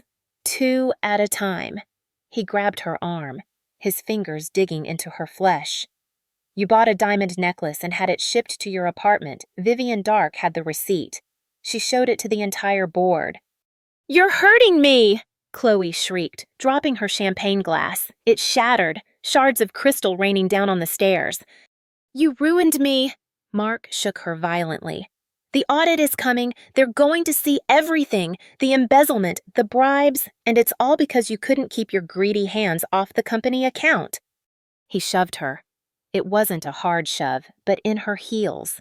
She stumbled. She fell back against the railing, sliding down to the floor, sobbing. "Mark, stop! You're scaring me!" "Shut up!" Mark roared. "Pack a bag. We're leaving, now!" "Where are we going?" "Non-extradition," Mark muttered, stepping over her. "Brazil, Morocco, anywhere but here." He ran down the hallway to the master bedroom. He needed the cash. He kept $2 million in cash and bearer bonds in the hidden wall safe behind the Monet painting. It was his escape fund. He burst into the bedroom. The air was freezing. He ignored the cold. He ran to the painting of the water lilies and tore it off the wall, throwing the priceless art onto the floor like trash. Behind it sat the steel face of the safe. Mark punched in the code 1985, his birth year. Buzz. A red light flashed, invalid code. Mark blinked. His hands were shaking. He took a deep breath. He must have mistyped it. He punched it again. Slower. 198. Buzz. System lockout in 3 attempts. No, Mark whispered, panic rising in his throat like bile. That's the code. It's always been the code. He tried a backup code, 000. Buzz. System lockout. Security alert triggered. "Damn it!" Mark screamed. He punched the steel door, splitting the skin on his knuckles. "Open! Open, you piece of junk!" Suddenly, the lights in the room flickered. The heavy motorized blinds on the windows began to lower, shutting out the afternoon sun. The room plunged into gloom. Then, the sound system crackled to life. "Hello, Mark." The voice filled the room. It was everywhere. It wasn't the metallic, distorted voice from the phone. It was soft, whispery. It was Elena's voice. Mark spun around, backing up against the wall. "Who's there? Show yourself." "You're trying the wrong code," the voice cooed from the ceiling speakers. "You changed it. Remember, you changed it the day you decided to kill me." "You're not real." Mark covered his ears, sliding down the wall. "Ideally, I'm hallucinating. It's stress. It's just stress." "Try the new date, Mark." The voice persisted. "Try the date of my death, the day you thought you won."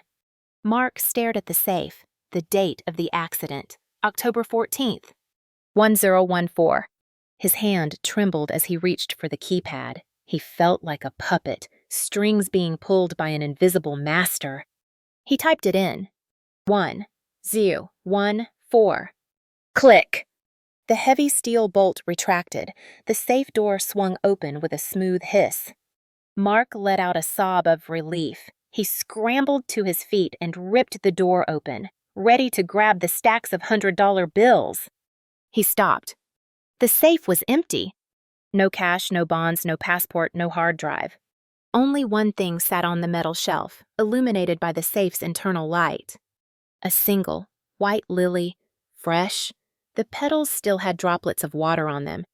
And underneath it, a small black speaker. "Did you really think I'd leave you the money? Honey." The voice from the speaker mocked him directly.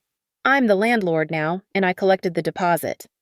Mark screamed. It was a primal sound of pure terror. He grabbed the lily and crushed it in his fist. "Where is it?" he yelled at the speaker. "Where is my money?" "It's gone," the voice replied, turning cold and sharp. "Just like your reputation, just like your freedom. Look out the window." "Mark!" The motorized blinds raised slowly. Mark ran to the window. Below, on the driveway, 3 black SUVs had blocked his Porsche. Men in tactical gear were pouring out. They weren't police. They wore vests emblazoned with a silver logo, Nemesis Security. Julian Thorne stood by the hood of the lead car, looking up at the window. He raised a hand and pointed at his watch. "Tick-tock!" "Mark!" Chloe burst into the room, holding a Louis Vuitton bag. "Who are those men outside? They have guns!" "They're not police," Mark whispered, backing away from the window. "They're her dogs." "Whose dogs?" "Vivian Dark," Mark said, his eyes darting around the room, looking for a weapon. "We can't go out there. They'll kill us." "We have to surrender," Chloe cried. "Maybe we can talk to them." "No." Mark grabbed her shoulders. You don't understand. She wants to destroy us. We have to barricade the door. He dragged a heavy dresser across the floor, jamming it against the bedroom door. Barricading yourself in your own prison. Elena's voice laughed over the speakers. How poetic, but I'm afraid your lease has been terminated. Boom! A loud explosion shook the front door downstairs. They had blown the lock. They're inside, Chloe whimpered, curling into a ball on the bed. Mark ran to the ensuite bathroom. He opened the medicine cabinet. He pushed aside the expensive colognes and found what he was looking for. A gun, a snub-nose .38 revolver he had bought illegally last week. He checked the cylinder, full. Mark, what are you doing? Chloe screamed, seeing the gun. I'm not going to jail, Mark said, his eyes wild and glassy, and I'm not letting that bitch win. He walked back into the bedroom, aiming the gun at the door. Put the gun down, Mark, the voice commanded. Don't make a mess on my floor. Come and get me, Mark yelled. Come and get me, you ghost! Heavy boots pounded up the stairs. The sound of a battering ram hitting the bedroom door echoed through the room. Thud! The dresser moved an inch. Thud! Wood splintered. Mark cocked the hammer of the gun. His hand was shaking so bad he could barely hold it steady. Mark, please, Chloe begged. Just give them the house. We can leave. There is nowhere to leave to, Mark shouted back, spittle flying from his lips. She took the money, she took the passports, she took everything. The door gave way with a deafening crash. Julian Thorne stepped through the splintered wood, unarmed, his hands raised calmly. Behind him, 4 security guards aimed tasers. It's over, Mark, Julian said, his voice deep and authoritative. Drop the weapon. Where is she? Mark demanded, pointing the gun at Julian's chest. Where is Vivian? I want to see her face. She's busy, Julian replied coolly. Liquidation takes time. Now, you have 2 choices. You walk out of here and we hand you to the FBI for embezzlement, or you pull that trigger and my men turn you into a lightning rod. Mark looked at Julian, then he looked at Chloe, who was sobbing into the pillow. Then he looked at the empty safe. He realized the truth. He wasn't afraid of jail anymore. He was afraid of her, the voice, the ghost. If he went to jail, he was safe from her. Mark's shoulders slumped. The fight drained out of him. He lowered the gun. I want a lawyer, Mark whispered. You'll need one. Julian nodded to the guards. Take him. 2 guards rushed forward, kicking the gun away and slamming Mark against the wall. They cuffed him with zip ties, tight enough to cut circulation. As they dragged him out of the room, Mark looked back at the ceiling speaker. You win, he muttered. You win. Silence. Then, just as he crossed the threshold, the voice whispered one last time. I haven't even started. The smell of stale urine and industrial bleach clung to Mark Sterling's Italian suit like a cheap perfume. He stepped out of the heavy steel doors of the Federal Detention Center in Brooklyn, blinking against the harsh sunlight. He had been inside for 24 hours. It felt like 10 years. Mr. Sterling, a greasy-looking man in a leather jacket leaned against a beat-up sedan. Your bail is posted, $2 million. Your lawyer put up his own firm's assets as collateral. You better not run, or he'll kill you himself. Mark didn't answer. He adjusted his cuffs, trying to summon a shred of dignity. His wallet was gone. His phone was confiscated. His shoelaces had been cut. He looked like exactly what he was, a fallen king. Phone, Mark demanded, extending a trembling hand. The bondsman tossed him a cheap burner phone. Courtesy of your counsel. Don't make any international calls. Mark dialed the only number that mattered, the number of the private courier service where he had stashed the briefcase before rushing home yesterday. He hadn't been stupid enough to take the black ledger into the house. He knew the house was compromised. Package status, Mark rasped into the phone. Secure. Mr. Sterling, access code required for retrieval. Keep it on ice, Mark ordered. If I don't call in 12 hours, deliver it to the New York Times. He hung up. A grim smile touched his lips. He was homeless, he was indicted, he was humiliated, but he held the nuclear codes. The black ledger contained proof of bribes that implicated half the city council and 3 federal judges. If he went down, he was taking the whole city with him. And that included Vance Corp. That included her. "Take me to the Hamptons," Mark told the bondsman. "That'll cost you extra," the man sneered. Mark took off his Patek Philippe watch, the one the police had returned to him upon release. He tossed it through the car window. It was worth $50,000. "Drive," Mark commanded.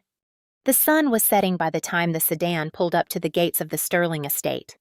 Except it wasn't the Sterling estate anymore. The wrought iron gates, once painted a welcoming gold, were now a matte, imposing black. The landscaping, which used to be filled with Elena's beloved colorful hydrangeas, had been ripped out. In their place stood rows of sharp, thorny black roses and stark white gravel. It looked like a mausoleum. Mark got out of the car. The keypad at the gate was new. He punched in his old code. Nothing. "Can I help you?" A voice crackled from the intercom. It wasn't a servant. It was a security guard.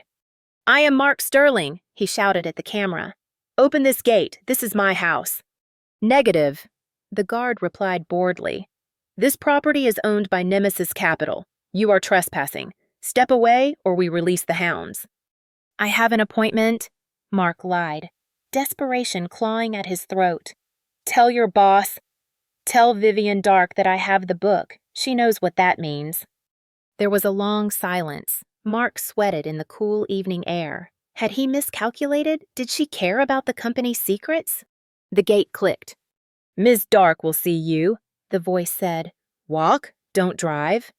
The heavy gates swung open slowly, groaning like the mouth of a beast. Mark walked up the long driveway. His legs ached. His stomach rumbled. He felt small. The front door of the mansion was open. Mark stepped into the foyer. It was unrecognizable. The warm, cream-colored walls were painted a deep charcoal gray. The family portraits photos of him and Elena were gone. Instead, abstract paintings that looked like violent slashes of red paint on black canvas hung on the walls. The furniture was sharp, modern, and uncomfortable looking. The smell of sandalwood and vanilla was gone, replaced by a cold, antiseptic scent of lilies and ozone. In the drawing room, Mark. The voice came from the left.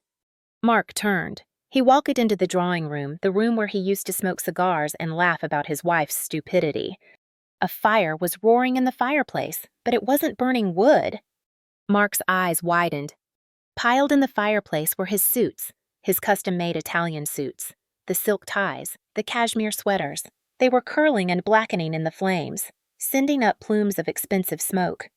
Sitting in front of the fire, in a high-backed velvet chair that looked like a throne, sat a woman. She was silhouetted against the flames. She wore a blood-red dress that clung to her body like a second skin. Her black hair was sharp and angular. She held a glass of dark red wine in one hand and a fireplace poker in the other. She used the poker to shove a burning Armani jacket deeper into the fire. "You're burning my clothes," Mark whispered, the shock numbing his anger. "They were clutter," the woman said. She turned her head slowly. Mark stared at her. Vivian Dark. She was striking, terrifying.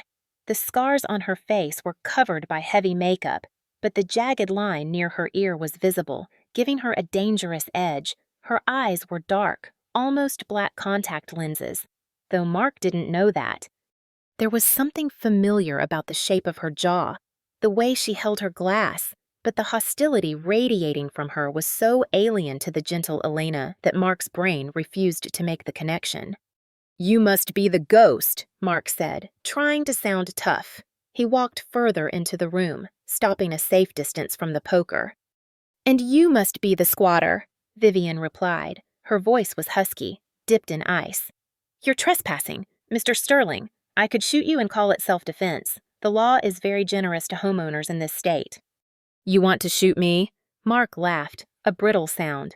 "Go ahead, but if I die. The black ledger goes to the FBI, and Vance Corp stock goes to zero. Your investment becomes worthless." Vivian took a sip of wine. She didn't look impressed. "You think I care about money?" she asked softly. Everyone cares about money. Mark sneered. You spent $20 million to buy this house. You bought 7% of the company, but you're a shark. Vivian, sharks don't eat poison. I'm not a shark. Mark. Vivian stood up. She leaned on her cane.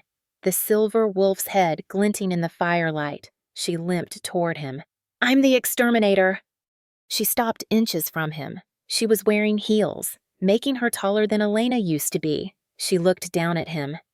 You have the ledger, she asked. Safe and sound, Mark lied, tapping his chest pocket. And it stays safe as long as you back off. I want my house back, I want my passport, and I want $10 million in cash to leave the country. Vivian laughed. It was a cruel, dry sound. You are in no position to make demands, she said. She reached out and straightened his crooked tie, the only one he had left. Her touch was cold. You are out on bail. Your assets are frozen. Your mistress has turned state's witness. Mark flinched. Chloe, you got to her. Chloe is singing like a canary, Vivian smiled. She told the feds about the fake invoices, about the shell companies, but... Vivian paused, her eyes boring into his. She doesn't know about the murder plot, does she? She wasn't the mastermind. You were... Mark went cold. There was no murder. It was an accident. We both know that's a lie, Vivian whispered. I know about the pills, Mark. I know about the Neuro X. Mark stumbled back. How could you possibly know that name? Because I bought your debt, Vivian said smoothly. And I bought your secrets. I own the chemist who made it for you. It was a bluff, but it was a brilliant one. Mark's knees buckled. What do you want? He croaked. If you know everything, why haven't you turned me in for murder? Because prison is too good for you, Vivian said. She walked back to the fire and threw the last of his ties into the flames. And because I want the ledger, not to protect the company, but to ensure you have nothing left to trade. I'll never give it to you, Mark snarled, regaining a sliver of courage. It's my life insurance. Then we have a stalemate. Vivian turned to face him again. You keep your book. I keep your life. But know this, Mark, every day you hold on to that book, I will take something else from you. Today, it was your house. Tomorrow, it will be your reputation. The day after, it will be your sanity. She pressed a button on the wall. The front door opened automatically behind him. Get out, she ordered, before I decide to let the dogs play with you.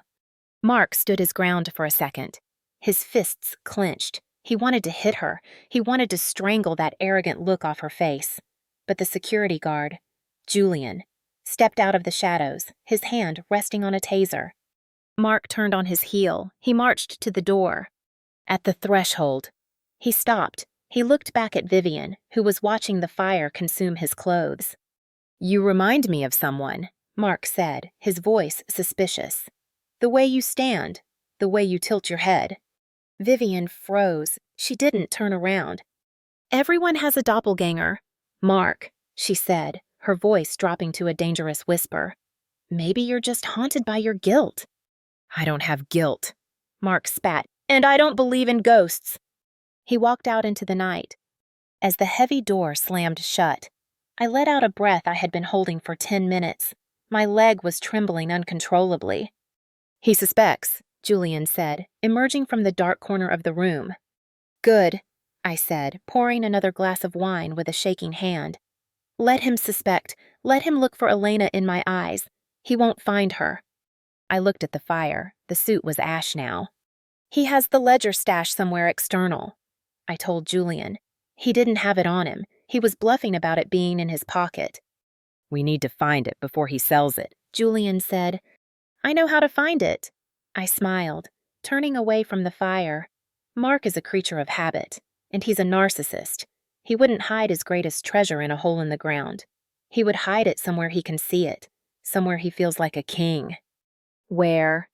The executive club, I said. His private locker. It's the only place in the city he thinks is untouchable. I grabbed my cane. Get the car, Julian, we're going to break into a boys' club. The Titan Club on the Upper East Side was a fortress of testosterone and old money. It was a place where deals were made over 50-year-old scotch, and the air smelled perpetually of Cuban cigars and secrets. It was also strictly men only. I sat in the passenger seat of the black sedan, parked in the alleyway behind the building. The rain was coming down harder now, drumming against the roof like a nervous heartbeat. "The service entrance is the weak point," Julian said, checking the magazine of his silenced pistol a precaution. He assured me, "Not a plan. The night shift janitor takes a smoke break at 2:00 hours. That gives us a 3-minute window." "I don't need 3 minutes," I said, checking the time on my phone. "I need 30 seconds to get into the locker room. Mark will be here soon." "How do you know?" "Because he's panicked," I replied, pulling a black balaclava over my face, hiding my scars and my identity. A panicked animal always runs to its hole, and this club is the last place he feels like a king. "Move out," Julian commanded. We slipped out of the car into the deluge. The alley was dark, smelling of wet garbage and expensive restaurant waste. We hugged the brick wall, moving silently toward the steel service door. Exactly on cue. The door creaked open. An older man in a gray jumpsuit stepped out, lighting a cigarette. He didn't even see us coming. Julian moved with the speed of a striking cobra. He stepped out of the shadows, grabbed the man in a sleeper hold, and lowered him gently to the wet pavement before the cigarette even hit the ground.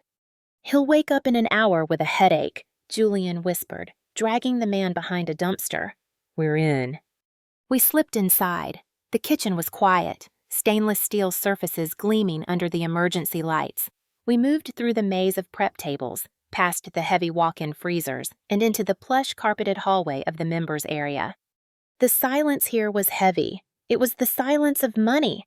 Portraits of dead presidents and oil tycoons stared down at us from the mahogany walls. "Locker room is downstairs," I signaled. My leg ached with every step, the damp weather making the titanium screws in my bone feel like ice. But I forced myself to keep up with Julian's long strides. We reached the double oak doors of the locker room. Julian scanned for sensors. "Clear," he whispered, pushing the door open. The locker room was massive. Rows of tall, dark wood lockers lined the walls like silent sentinels. Leather armchairs were arranged in the center. It looked more like a library than a gym. "Locker 305, I whispered. "That's his number."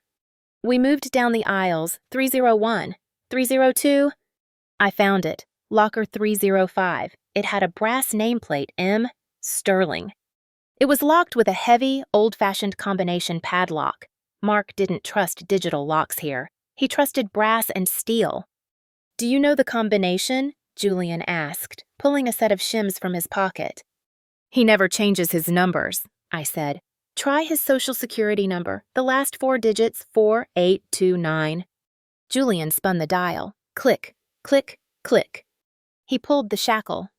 It didn't budge. "Wrong code," Julian hissed. My heart skipped a beat. He had changed it.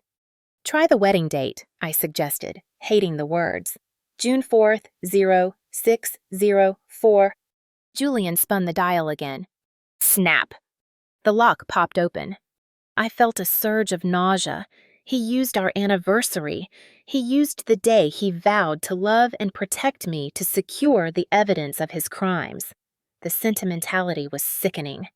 I pulled the locker door open. Inside, hanging on a hook, was a spare suit, and on the bottom shelf, wrapped in a plastic bodega bag to look like trash, was a thick black leather book. The ledger. I reached for it. My fingers brushed the cool leather. Beep, beep. A distinct electronic chirp echoed through the silent room. "Someone just swiped a keycard at the main entrance," Julian whispered, his head snapping up. "We have company." "Mark," I grabbed the book, shoving it into my tactical vest. "He's here." "We need to go, back way," Julian ordered. We turned to leave, but heavy footsteps were already pounding down the stairs. Not one person. 2. "Check the locker," Mark's voice roared, echoing off the tiled walls. "If it's gone, I'm killing everyone in this building." "Boss, calm down," a rough voice replied, a hired goon. They burst into the locker room. Mark was soaking wet. his eyes wild, holding the snub-nosed revolver he had tried to use at the house. Behind him stood a man the size of a refrigerator, holding a tire iron. We were trapped in the aisle. Mark saw us instantly, two figures in black, wearing masks. "Thieves!" Mark screamed, raising the gun. Drop it, or I blow your head off." Julian stepped in front of me, shielding my body with his. "Put the gun down, Mark. You don't have the guts." "You think I won't?" Mark's hand was shaking violently. "I have nothing left to lose. Nothing." He fired. Bang! The shot was deafening in the enclosed space. The bullet shattered the wood of the locker next to Julian's head, sending splinters flying. "Take him!" Julian shouted. The chaos erupted. Julian didn't run. He charged. He closed the distance between him and the hired goon in 2 seconds. The big man swung the tire iron, but Julian ducked. Driving his shoulder into the man's gut, they crashed into a row of lockers, metal groaning under the impact. Mark panicked. He aimed the gun at me again. "Give me the book!" he shrieked. "I know you have it!" I didn't have a weapon. I only had my cane. I stepped forward, limping but fast. Mark hesitated. He expected me to run. He didn't expect the thief to attack. He pulled the trigger again. Click. A misfire, or he forgot to count his rounds. I swung the cane. The heavy silver wolf's head handle sliced through the air. Crack! It connected solidly with Mark's wrist. Mark howled in pain. Dropping the gun, it skittered across the floor, sliding under a bench. He clutched his wrist, falling to his knees. "You broke it. You broke my hand." I stood over him, breathing hard. The ledger felt heavy against my chest. This was it. I had the nuke. Mark looked up at me. His eyes were filled with tears of pain, but they narrowed as he studied me. The mask hid my face, but he was looking at my posture, the way I favored my left leg. "You," he whispered, realization dawning on him through the haze of agony. "That limp. Only one person walks like that." He reached out with his good hand, trying to grab my mask. "Elena." The name hung in the air, heavier than the gunshot. I froze. If he pulled the mask off, the game changed. If he knew for sure, he wouldn't stop hunting me. Behind us, a sickening thud signaled the end of Julian's fight. The hired goon was unconscious on the floor. Julian appeared at my side, grabbing my arm. "We have to go. Police sirens are 2 minutes out."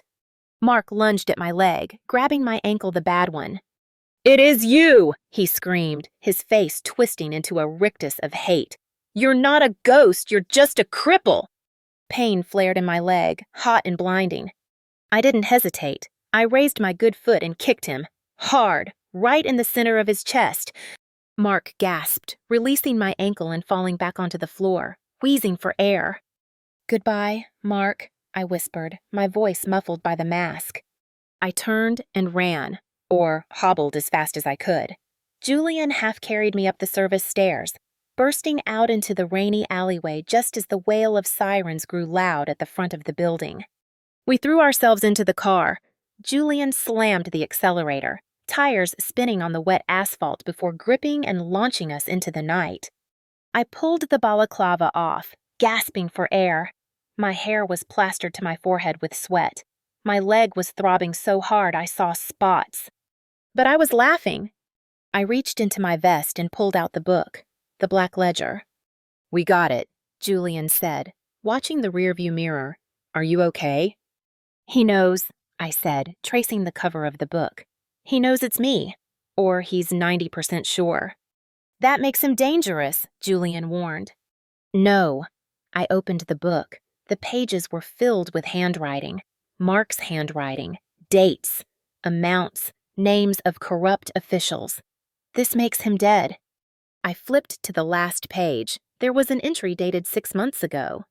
"Payment to Dr. C. Neuro X compound, 500,000. He wrote it down, I whispered, a tear slipping from my eye. He actually wrote down the cost of my murder.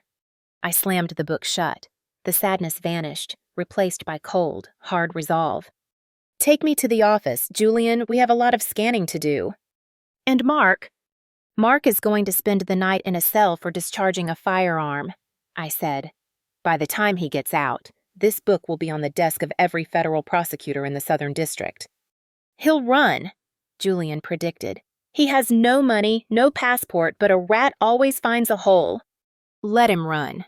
I looked out the window at the blurred city lights. Because now, I'm not just hunting him. I'm hunting the people in this book, and they will eat him alive to save themselves. I clutched the ledger to my chest. The war was over. The slaughter was about to begin. The truth didn't just come out. It exploded like a pipe bomb in the lobby of a glass building.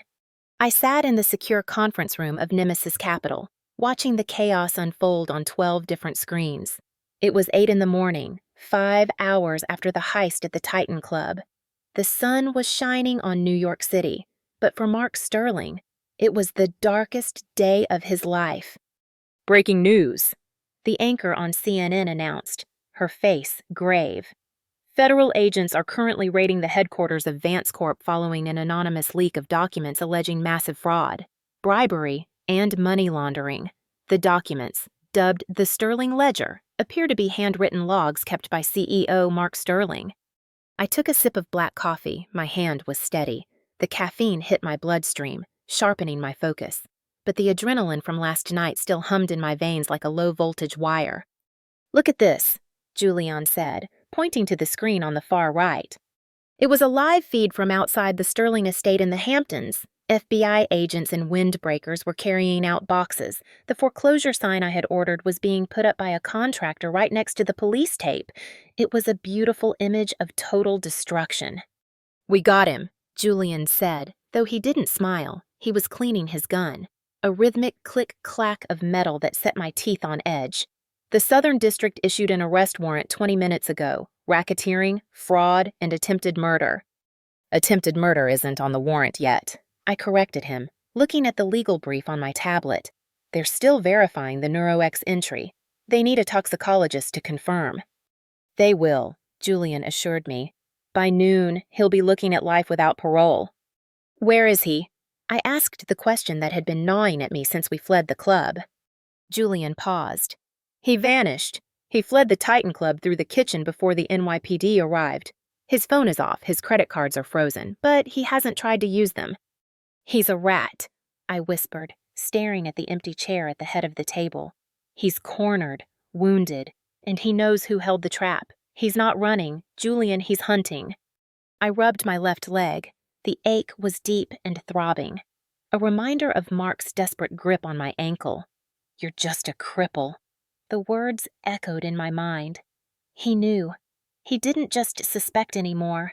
He had looked into my eyes and seen his wife, and that made me the only loose end that mattered. Somewhere in Queens, in a motel room that smelled of stale cigarettes and regret, Mark Sterling paced the stained carpet, his expensive Italian loafers making no sound. He had ditched his suit jacket in a dumpster 3 blocks away. He wore a stolen mechanic's jacket over his dress shirt, stained with grease to hide the white collar. On the bed sat the only things he had left in the world: a burner phone, a half-empty pack of cigarettes, and a single diamond cufflink he hadn't pawned yet. The TV in the corner was muted, but the captions screamed his name. Fugitive CEO, manhunt underway. He watched the footage of his life being dismantled. He saw the ledger pages flashed on the screen, his own handwriting damning him to hell. Vivian, he hissed, the name tasting like acid. Elena. He knew it was her. The limp, the eyes, the specific knowledge of the safe code. She had survived. She had played him. She had turned his entire world into a chessboard and checkmated him in 10 moves. Rage, hot and blinding, washed over him. It wasn't about the money anymore. It wasn't about the prison time. It was about the humiliation. She was laughing at him. She was sitting in her high tower, probably drinking his wine, laughing at how stupid he was. He couldn't let her live. If he was going down, she was coming with him. He picked up the burner phone. He had 1 card left to play. A card he had saved for a rainy day. A contact given to him by a Russian oligarch he had helped launder money for back in 2018. The cleaner. Mark dialed the number. It was a scramble encrypted line. Da. A voice answered, deep, gravelly, devoid of emotion. It's Sterling, Mark said, his voice trembling slightly. I need a job done, today, immediately. I see news, Mr. Sterling, the voice replied lazily. You are radioactive. My price just tripled. I don't care about the price, Mark snapped. I have a crypto wallet with $2 million in Monero, unabridged, untraceable. I'll give you the key code the second the job is done. Silence on the line. $2 million was a lot of money, even for a ghost. Target. Vivian Dark, Mark said. CEO of Nemesis Capital, but you might know her as Elena Vance. The dead wife? The hitman chuckled darkly. Interesting drama. I want it loud, Mark ordered, his knuckles white as he gripped the phone. I don't want a silent disappearance. I want an accident, a messy, public, violent accident. I want her to feel pain before she goes. The crash, the voice suggested. Classic, effective, hard-to-prove intent. Do it, Mark said. She leaves her office around 6. She takes the FDR drive to the penthouse. Don't miss. I never miss. Transfer half the funds now as a deposit. Mark keyed in the transfer code on his phone with shaking fingers. It was the last of his hidden fortune. He was officially broke. Done, Mark whispered. Send her to hell for me. He hung up and threw the phone onto the bed. He walked to the window and looked out at the gray skyline of New York. He might spend the rest of his life in a concrete box, but at least he would smile knowing she was in a wooden one. 5 to 45, Midtown Manhattan. The sky had turned a bruised purple, threatening another storm. I packed my tablet into my bag. The office was quiet. Most of the staff had gone home, buzzing with the excitement of the scandal. Car is downstairs, Julian said. Walking into my office, he was wearing a tactical vest under his suit jacket now. He hadn't slept in 30 hours. I have 2 chase cars following us. We're taking a different route to the safe house tonight. You're paranoid, I said. Though I didn't argue, I grabbed my cane. Mark is desperate, Julian replied, holding the door for me. Desperate men do irrational things. Until he is in handcuffs, you are a target. We took the private elevator down to the garage. The air was cool and smelled of gasoline. My driver, a former Navy SEAL named Davies, opened the door of the armored SUV. Route B tonight, boss, Davies asked. Route B, Julian confirmed, sliding in next to me. Keep it tight. We pulled out into the heavy Manhattan traffic. The city was a sea of red taillights and blaring horns. I looked out the window, watching the pedestrians rushing home. They looked so normal, so safe. The police found his car in Queens, Julian said, checking his phone. Abandoned. They think he's trying to get to JFK. He won't leave, I said, shaking my head. Not without seeing me dead. He's too narcissistic to let me win. We turned onto the FDR Drive, the highway that hugged the East River. The traffic thinned out slightly as we picked up speed. To our right, the dark water churned. Suddenly, Davies tensed up in the front seat. Tail, he said sharply. Black truck, 3 cars back, following my lane changes. Julian spun around. Evasive maneuvers. Get us off at the next exit. Copy. Davies accelerated. The SUV surged forward, the engine roaring. But the black truck accelerated too. It was a heavy-duty pickup with a reinforced grill guard. It wove through traffic, ignoring honking horns, closing the distance rapidly. He's coming up fast, Julian shouted. Hold on. Bam!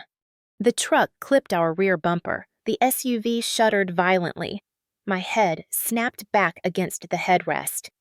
He's trying to spin us, Davies yelled, fighting the steering wheel. Shoot him, I screamed, the panic I had suppressed all day finally erupting. Julian rolled down the window, pulling his weapon, but we were in public. Civilian cars were everywhere. I can't get a clear shot, Julian cursed. Too many bystanders. The truck rammed us again, harder this time. Metal screeched against metal. Sparks flew past the window like fireworks. We were approaching a sharp curve near the 34th Street exit. The concrete divider loomed to our left. He's going for the pit maneuver, Davies realized. Brace for impact. The truck surged alongside us. I looked out the window. The driver was masked. He wasn't looking at the road. He was looking at me. He yanked his steering wheel to the right. Crash! The impact was like a bomb going off. The heavy truck slammed into the side of our SUV, pushing us toward the concrete barrier. Davies fought the wheel, but the laws of physics were against us. We were top-heavy. We were going 60 miles an hour. The SUV hit the barrier. Grind. The sound of steel tearing against concrete was deafening. The car tilted. For a terrifying second, time seemed to freeze. I saw the river below. I saw the city lights spinning. Then the world flipped. Glass shattered. Airbags deployed with the force of a punch to the face. The SUV rolled. Once, twice. Crunch! We landed upside down. Silence. Absolute, ringing silence. My vision was blurred. There was a metallic taste in my mouth blood. I was hanging from my seatbelt. My bad leg was twisted at an impossible angle, screaming in agony. Julian, I whispered. My voice sounded far away. No answer. I looked to my right. Julian was slumped against the roof of the car. Unconscious, blood trickled down his forehead. Davies. The front of the car was crushed. Davies wasn't moving. I heard footsteps, heavy boots crunching on glass. I tried to reach for the door handle, but my arm wouldn't obey. I was trapped, a sitting duck in a steel cage. A face appeared in this broken window, upside down. It was the masked driver. He held a gun with a silencer. He didn't say anything. He just aimed it at my head. I stared down the barrel of the gun. This was it. Mark had won. Goodbye, Mrs. Vance, the man whispered. Click. Wait, not a gunshot, a click. The gun had jammed, or was he toying with me? Suddenly, a siren wailed in the distance. Police, fire trucks. The crash had attracted attention. The gunman looked up, cursing under his breath. He aimed again. Bang! Glass exploded near my face. I squeezed my eyes shut, waiting for the darkness. But the pain didn't come. I opened my eyes. The gunman was gone. He had fled into the shadows of the highway underpass before the cops arrived. I was alive, but as the darkness of unconsciousness finally claimed me, I knew one thing for certain. The game was no longer financial. It was war. And the next time we met, only one of us was walking away. The sound of metal screaming against metal was the first thing that dragged me back from the void. It was a terrible, grinding shriek, the sound of the jaws of life tearing the door off the crushed SUV. Then came the voices. Urgent, loud, American accents barking orders over the wail of sirens. We have a pulse. Get the backboard. Stabilize the neck, watch that leg. I tried to turn my head, but a stiff collar locked me in place. Through the shattered windshield, I saw the spinning red and blue lights of the police cruisers reflecting off the wet pavement of the FDR Drive. The rain fell on my face, mixing with the blood that trickled from a cut on my forehead. It felt cold. It felt real. Julian, I croaked, the name scraping against my throat like sandpaper. A paramedic leaned over me, his face obscured by a surgical mask and a helmet. Ma'am, try not to move. We're getting you out. My driver, my friend. I gasped, grabbing the paramedic's sleeve with a shaking hand. They're alive, he said, though his hesitation told me more than his words. We're transporting them to New York Presbyterian now. You need to focus on breathing. They pulled me out of the wreckage. The pain in my ribs was a sharp, stabbing reminder of the seatbelt that had saved my life. As they loaded me into the ambulance, I looked up at the night sky. The clouds were parting. The storm was breaking. But my storm was just beginning. 6 hours later, the hospital room was white, blindingly, aggressively white. It smelled of antiseptic and floor wax, the same smell as the room where Mark had imprisoned me for 6 months. Panic flared in my chest. I tried to sit up, but a wave of nausea slammed me back against the pillows. Easy, Miss Dark, easy! A man in a rumpled suit stood at the foot of the bed. He held a styrofoam cup of coffee and looked like he hadn't slept in a week. A gold badge hung from his belt. Detective Miller, NYPD. He introduced himself. You're lucky to be alive. That crash should have flattened you. Julian Thorne, I whispered. Where is he? In surgery, Miller said grimly.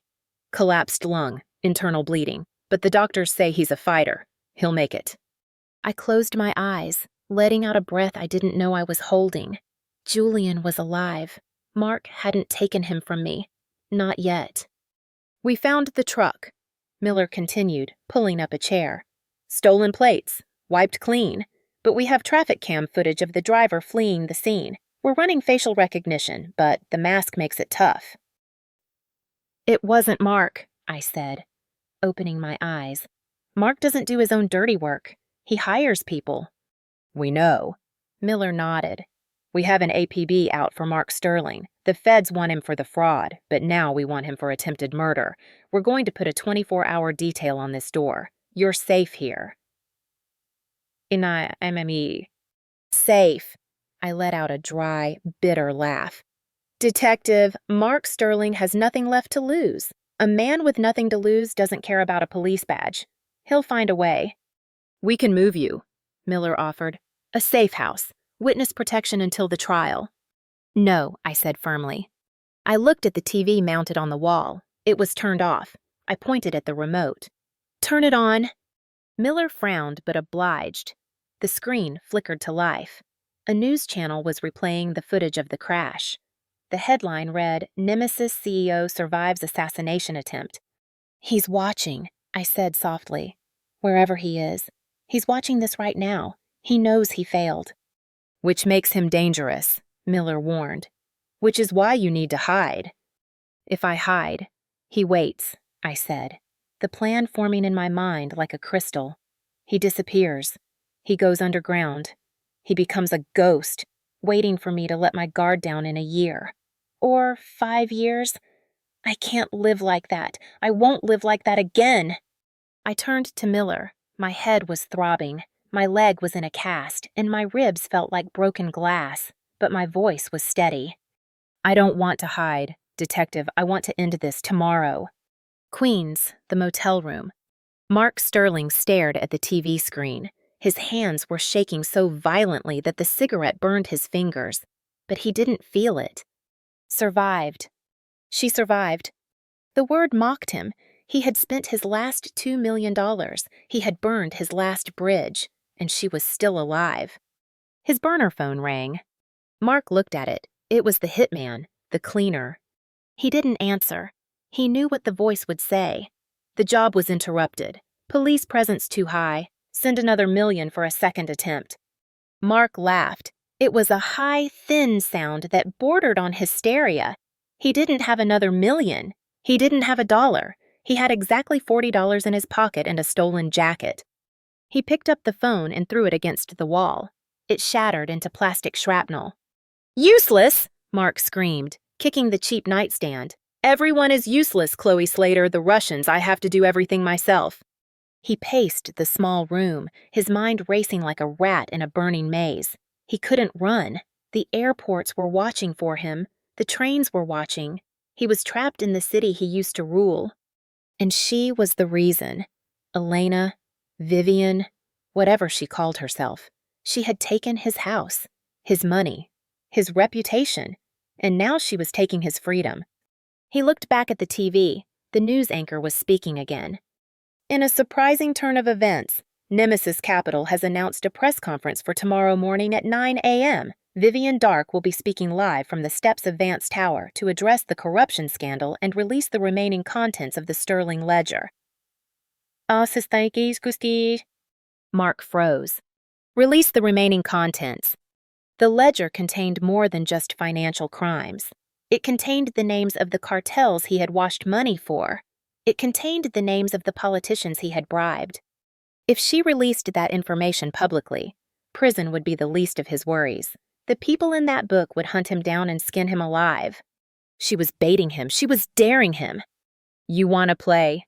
Elena, Mark whispered to the screen, tracing the image of her face. You want a final showdown? He walked to the bathroom and looked in the mirror. His eyes were bloodshot, sunken, manic. He looked like a madman. He grabbed a pair of scissors from the cheap sewing kit on the counter. He began to cut his hair. He shaved his beard dry, ignoring the nicks and cuts that bled freely. He needed to change. He needed to become someone else, someone invisible. He washed the blood off his face. He looked different, harder, desperate. He reached into the pocket of the mechanic's jacket and pulled out the only thing of value he had left, a security key card.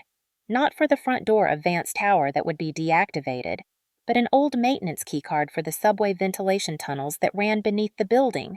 He had kept it from the construction days, a souvenir of his hands-on management style. He didn't need a gun. He knew where the security office kept the emergency fire axes. 9 a.m., Mark whispered. I'll be there. Honey, and this time I won't miss. The hospital room, 8:00 p.m. You're insane. Julian's voice was weak, coming through the speakerphone of my cell. He was out of surgery, groggy but conscious. I had demanded the nurse patch him through. I'm practical, I corrected him, adjusting the blanket over my cast. The press conference is set. Security will be tighter than the Pentagon. Detective Miller has snipers on the adjacent roofs. If Mark shows his face, they take him down. Mark isn't stupid, Elena, Julian wheezed. He knows it's a trap. He won't walk up the front steps. I know, I said, looking out the window at the city lights. He'll try to find a back door. He'll try to be clever. That's why I need you to tell me something. What? The ventilation system of Vance Tower, I said. You studied the blueprints when we planned the takeover. Where is the weak point? The sub-basement, Julian answered immediately. There's an old access tunnel from the subway station. It bypasses the main lobby detectors, but it's sealed. Sealed with what? A digital lock, old tech. Mark kept the master keys for everything. I remembered. He was obsessed with control. He has a key. Then you can't be on the steps, Julian argued. He'll come up from underneath. He'll be behind you before the snipers even see him. That's the point, Julian, I said, my voice cold. I want him close. I want the world to see him. I want the cameras to capture the monster in the daylight. Elena. Get rest, Julian, I said softly. You did your part. You saved me. Now let me finish it. I hung up. I called Detective Miller back into the room. Change of plans, I told him. Keep the snipers on the roof, but I want a tactical team in the lobby, and I want the sub-basement door unlocked. Miller looked at me like I was crazy. Unlocked. You want to let him in. If he can't get in, he'll run again, I explained. I need him to think he has a chance. I need him to think he's outsmarting me. Leave the door unlatched. Let the rat enter the trap. Miller hesitated, then nodded slowly. It's your funeral, Ms. Dark. No, I said, leaning back against the pillows. I already had my funeral. This is my resurrection. I closed my eyes. I could hear the clock ticking on the wall. Tick, tock. 12 hours to showtime. I wasn't afraid. The fear had burned away in the car crash. All that was left was a cold, hard certainty. Tomorrow, only one CEO would be left standing at Vance Corp. And it wouldn't be Mark Sterling.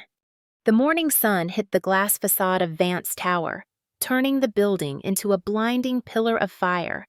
I stood at the podium set up at the top of the main entrance steps. My left leg was encased in a heavy walking cast, hidden beneath long, wide-legged white trousers. My ribs were taped tight, making every breath a shallow, calculated effort. Below me, a sea of reporters, cameras, and curious onlookers spilled out onto Fifth Avenue. The police had cordoned off the street, but the crowd was restless. They smelled blood. They knew the rumors. They were here to watch a titan fall. Ms. Dark, a reporter from the Times shouted. Is it true you have evidence implicating the mayor? Miss Dark, where is Mark Sterling? I raised my hand. The crowd quieted instantly. The power of silence was something Mark had never understood. He thought power was noise. I knew power was the pause before the strike. Thank you for coming, I said, my voice amplified by the microphone array, booming across the plaza. Today isn't about politics. It isn't about rumors. It's about a cancer. I looked directly into the camera lens with the red tally light. A cancer that has been eating this company from the inside out for 5 years. Today, we cut it out. 50 feet below my boots, in the suffocating darkness of the sub-basement. Mark Sterling moved through the steam tunnels like a cockroach. The air was thick with the smell of rusted pipes and stagnant water. He splashed through a puddle, the dirty water soaking his stolen sneakers. He reached the heavy steel door marked Maintenance Access, Sector 4. His hands shook as he pulled out the old magnetic keycard. It was scratched and faded. If this didn't work, he was trapped in a dead end. He swiped the card. Beep, click. Green light. Mark let out a jagged, hysterical laugh. Too easy, he whispered, wiping sweat from his shaved scalp. She thinks she's smart, but she forgot the basement. He pushed the door open. He was inside the building. He moved down the hallway toward the freight elevator. He passed a red emergency box on the wall. Behind the glass sat a heavy red-painted fire axe. Mark stopped. He looked at his empty hands. Then he looked at the axe. Smash! He used his elbow to shatter the glass. He ignored the cut on his arm. He reached in and wrapped his fingers around the wooden handle. It felt heavy. It felt right. Time to chop some wood, he muttered, a manic grin stretching his face. He dragged the axe behind him as he walked toward the service lift that opened directly behind the stage. The metal blade scraped against the concrete floor. Scrape, step, scrape. This is the Sterling Ledger, I said, holding up the black book. The cameras flashed in a frenzy, a strobe light of artificial lightning. In these pages, I continued, keeping my eyes fixed on the back of the crowd where Detective Miller stood with his hand on his radio, are the details of every bribe, every stolen dollar, and every life Mark Sterling destroyed to build his empire. I opened the book to a marked page, including the purchase of a chemical compound designed to mimic the symptoms of glioblastoma. A gasp rippled through the crowd. Mark Sterling didn't just steal from this company, I said, my voice dropping an octave, becoming pure steel. He poisoned his wife, he tortured her for 6 months, and he staged her suicide. Allegedly, a lawyer for the company shouted from the front row. That is unverified. Is it? I challenged. I heard it then, a faint sound behind me, not the wind. Scrape, step, scrape! The heavy velvet curtain behind the podium twitched. Detective Miller saw it too. He raised his radio, barking an order. The snipers on the roof opposite us shifted their rifles. But I didn't signal for help. I waited. Mark Sterling is a coward, I said into the microphone, baiting the trap. He is running. He is hiding in holes like a rat because he is afraid to face the woman he failed to kill. Rap! The velvet curtain was sliced open from top to bottom. The sound was like a zipper opening the fabric of reality. The crowd screamed. Mark Sterling stepped through the tear. He looked like a demon. His head was shaved and bleeding. His mechanic's jacket was stained with grease and sweat, and in his hands he held the fire axe raised high. I'm not hiding, Mark roared, his voice cracking with insanity. Panic erupted. The front row of reporters scrambled back, tripping over cables. Camera operators ducked. Police, drop the weapon! Miller shouted, drawing his gun. 10 uniformed officers surged forward from the wings. Stay back! Mark swung the axe in a wide arc. The officers hesitated, not wanting to shoot into the crowd or hit me. Mark turned his wild eyes on me. I didn't move. I stood frozen at the podium, gripping the ledger. You, Mark hissed, taking a step toward me. You ruined everything. You took my house. You took my money. You took my name. He was 10 feet away, 5 feet. It wasn't yours to take, Mark, I said calmly. Who are you? Mark screamed, raising the axe again. Tell them who you are, you thief! You're Vivian Dark! You're a fraud! I looked at him. I looked at the cameras that were still rolling, broadcasting this madness to millions of homes. No, Mark, I said.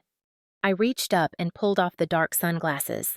I took a wet wipe from my pocket and dragged it across my cheek, smearing the heavy contouring makeup, revealing the pale skin and the familiar freckles underneath. I looked him dead in the eye. "I'm the wife you murdered." The silence that fell over the plaza was absolute. Even the sirens seemed to pause. Mark froze. The axe lowered slightly. He stared at my face. He saw the scar on my forehead from the car crash the crash he ordered. He saw the eyes that had looked at him with love for 5 years, now looking at him with the cold judgment of a god. "Elena," he whispered. The name escaped him like a prayer. "Hello, husband," I said. The shock broke him. The manic energy drained out of his face, replaced by a horror so profound his knees shook. "But I watched you fall," he stammered. "I saw the shoe. I paid the cleaner." "You paid for a ghost," I said, my voice amplified, echoing off the skyscrapers. "And ghosts don't die. Mark, they haunt." "No, no." Mark shook his head violently. The reality was too much. His brain snapped. "You're dead. I killed you. I have to kill you again." He lunged. He raised the axe and charged. "Drop it," Miller screamed. Bang, bang. 2 shots rang out. They didn't aim to kill, they aimed to stop. One bullet hit the wooden handle of the axe, shattering it in Mark's hands. The impact sent splinters flying and the heavy metal head clattering to the stage floor. The second bullet hit Mark in the right shoulder. Mark spun around from the force of the impact, crying out as he collapsed to the ground. "Secure him now." The tactical team swarmed him. 4 officers pinned Mark to the concrete. He was screaming, thrashing, bleeding onto the stage where he had once announced his greatest victories. "She's a witch," Mark shrieked as they cuffed his hands behind his back. "She's a demon. She wouldn't die. Why won't she die?" I walked over to him. I leaned on my cane, looking down at the man who had been my world. He looked up at me, spit and blood running down his chin. "Elena, please. I did it for us." I felt nothing. No love, no hate, just a hollow, quiet peace. I leaned down to the microphone one last time. "Mark Sterling is no longer associated with Vance Corp," I announced to the stunned world. "Security, take out the trash." They dragged him away. He was weeping now, a broken, pathetic sound that was captured by 100 microphones. I watched him disappear into the back of a police van. Then, I felt a hand on my arm. "Ms. Vance." Detective Miller was beside me. "You need to come off the stage. You're bleeding." I looked down. The stress had popped a stitch in my side. A small red stain was blooming on my white shirt. "I'm fine," I said, turning to the cameras. I straightened my back. I looked into the lens. "My name is Elena Vance," I said clearly. "I am the CEO of this company, and we are open for business."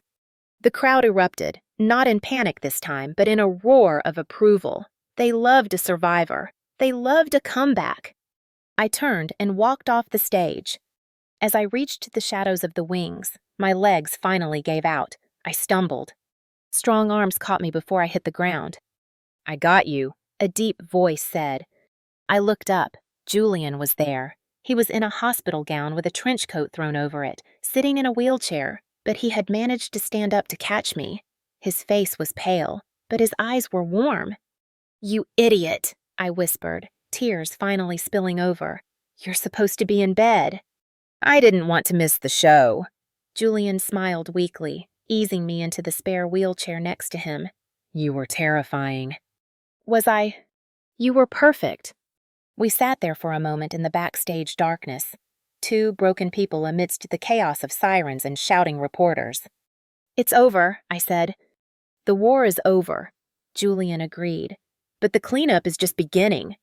He reached out and took my hand. His grip was weak, but it was real. "Let's go home, Elena," he said. "Not home," I corrected him, wiping the makeup from my face.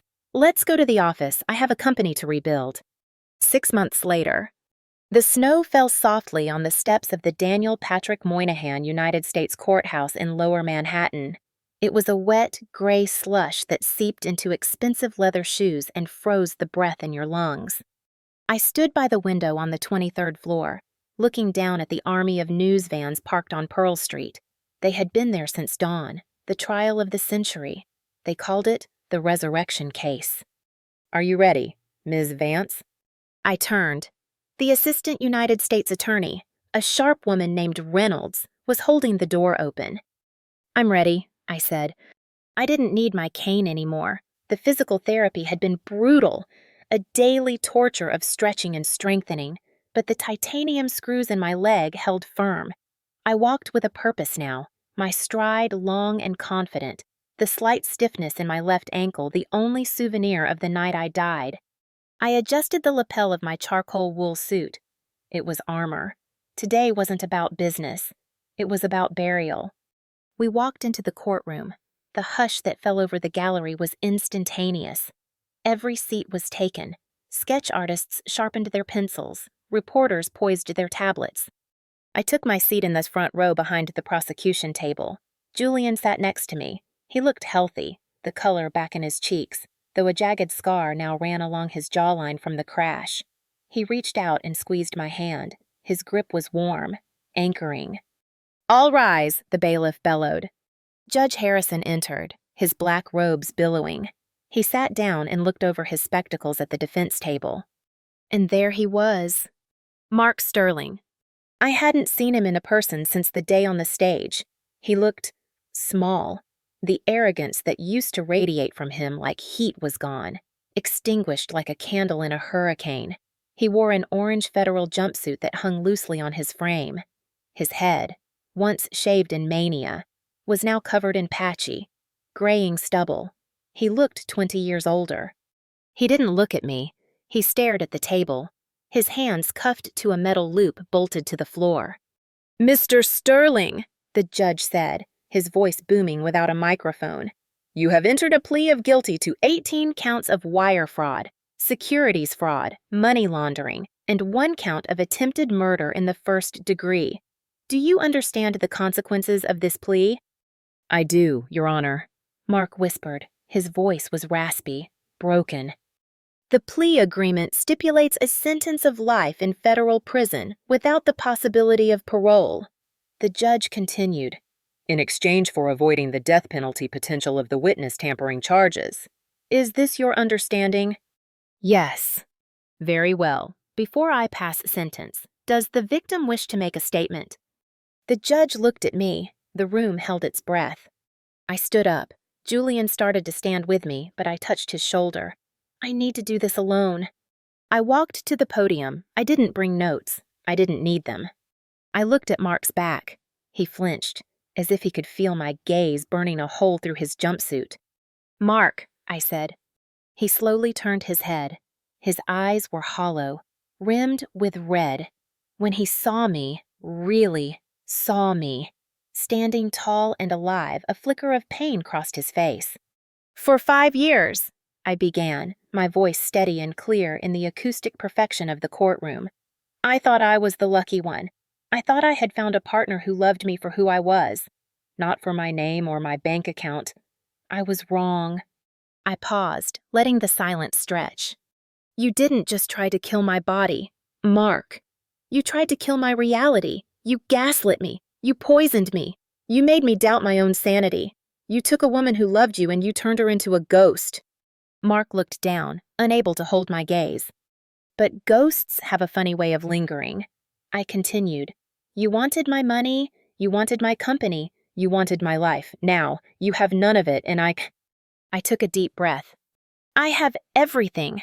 I have the truth, I have my future, and most importantly, I have the satisfaction of knowing that every morning, when you wake up in a 6x8 concrete cell, you will remember that you didn't lose to the FBI, you didn't lose to bad luck, you lost to me. I see, sir. I leaned forward, gripping the podium. I don't hate you, Mark. Hate implies passion. Hate implies that you still matter. I feel nothing for you. You are just a bad investment, I finally wrote off. I stepped back. That is all, Your Honor. I sat down. Julian put his arm around the back of my chair. I felt a weight lift off my chest, a physical sensation of lightness. The judge nodded solemnly. Mark Sterling, The judge announced, banging his gavel. "I sentence you to life imprisonment. You will be remanded to the custody of the Bureau of Prisons immediately. This court recommends placement at ADX Florence." The Supermax, the Alcatraz of the Rockies. Solitary confinement for 23 hours a day.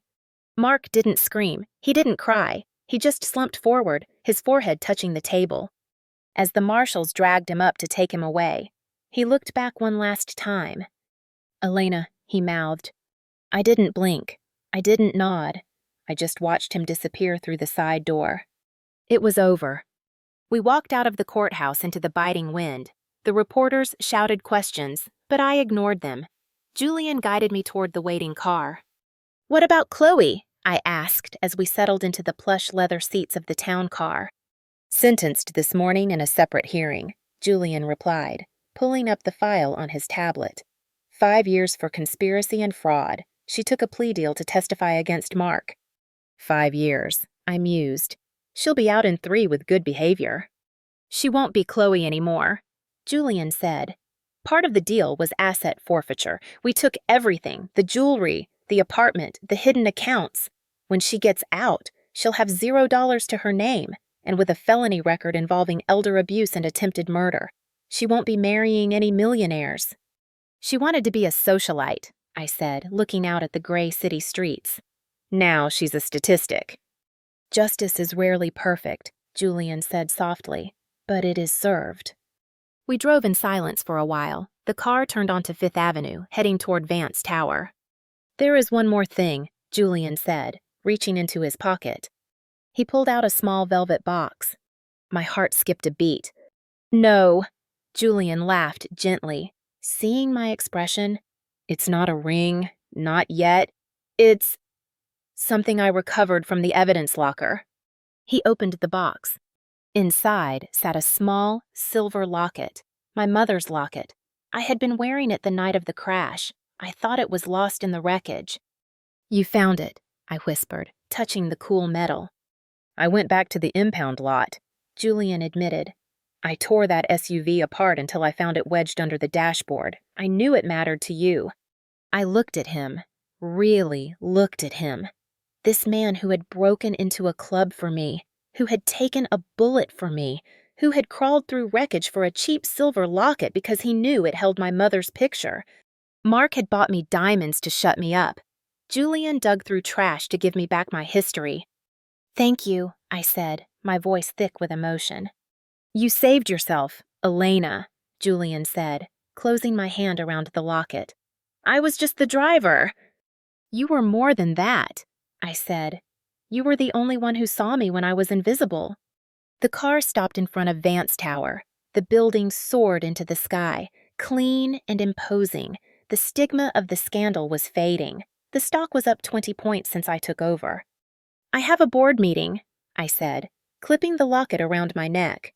"We're launching the new biotech division today. Legitimate research, no shell companies." "I know," Julian smiled. "I'm on the board. Remember, I own 7%. 7%, I laughed. "I should dilute your shares." "Try it," he challenged, his eyes sparkling. "Hostile takeovers are my specialty." We stepped out of the car together. The wind was cold, but the sun was breaking through the clouds. I walked up the steps of my building. I didn't look back at the courthouse. I didn't look back at the past. Mark Sterling was rotting in a cell. Chloe was erasing her identity. And Elena Vance was just getting started. The champagne in my glass was a vintage Dom Perignon, chilled to exactly 48 degrees. It tasted like starlight and victory.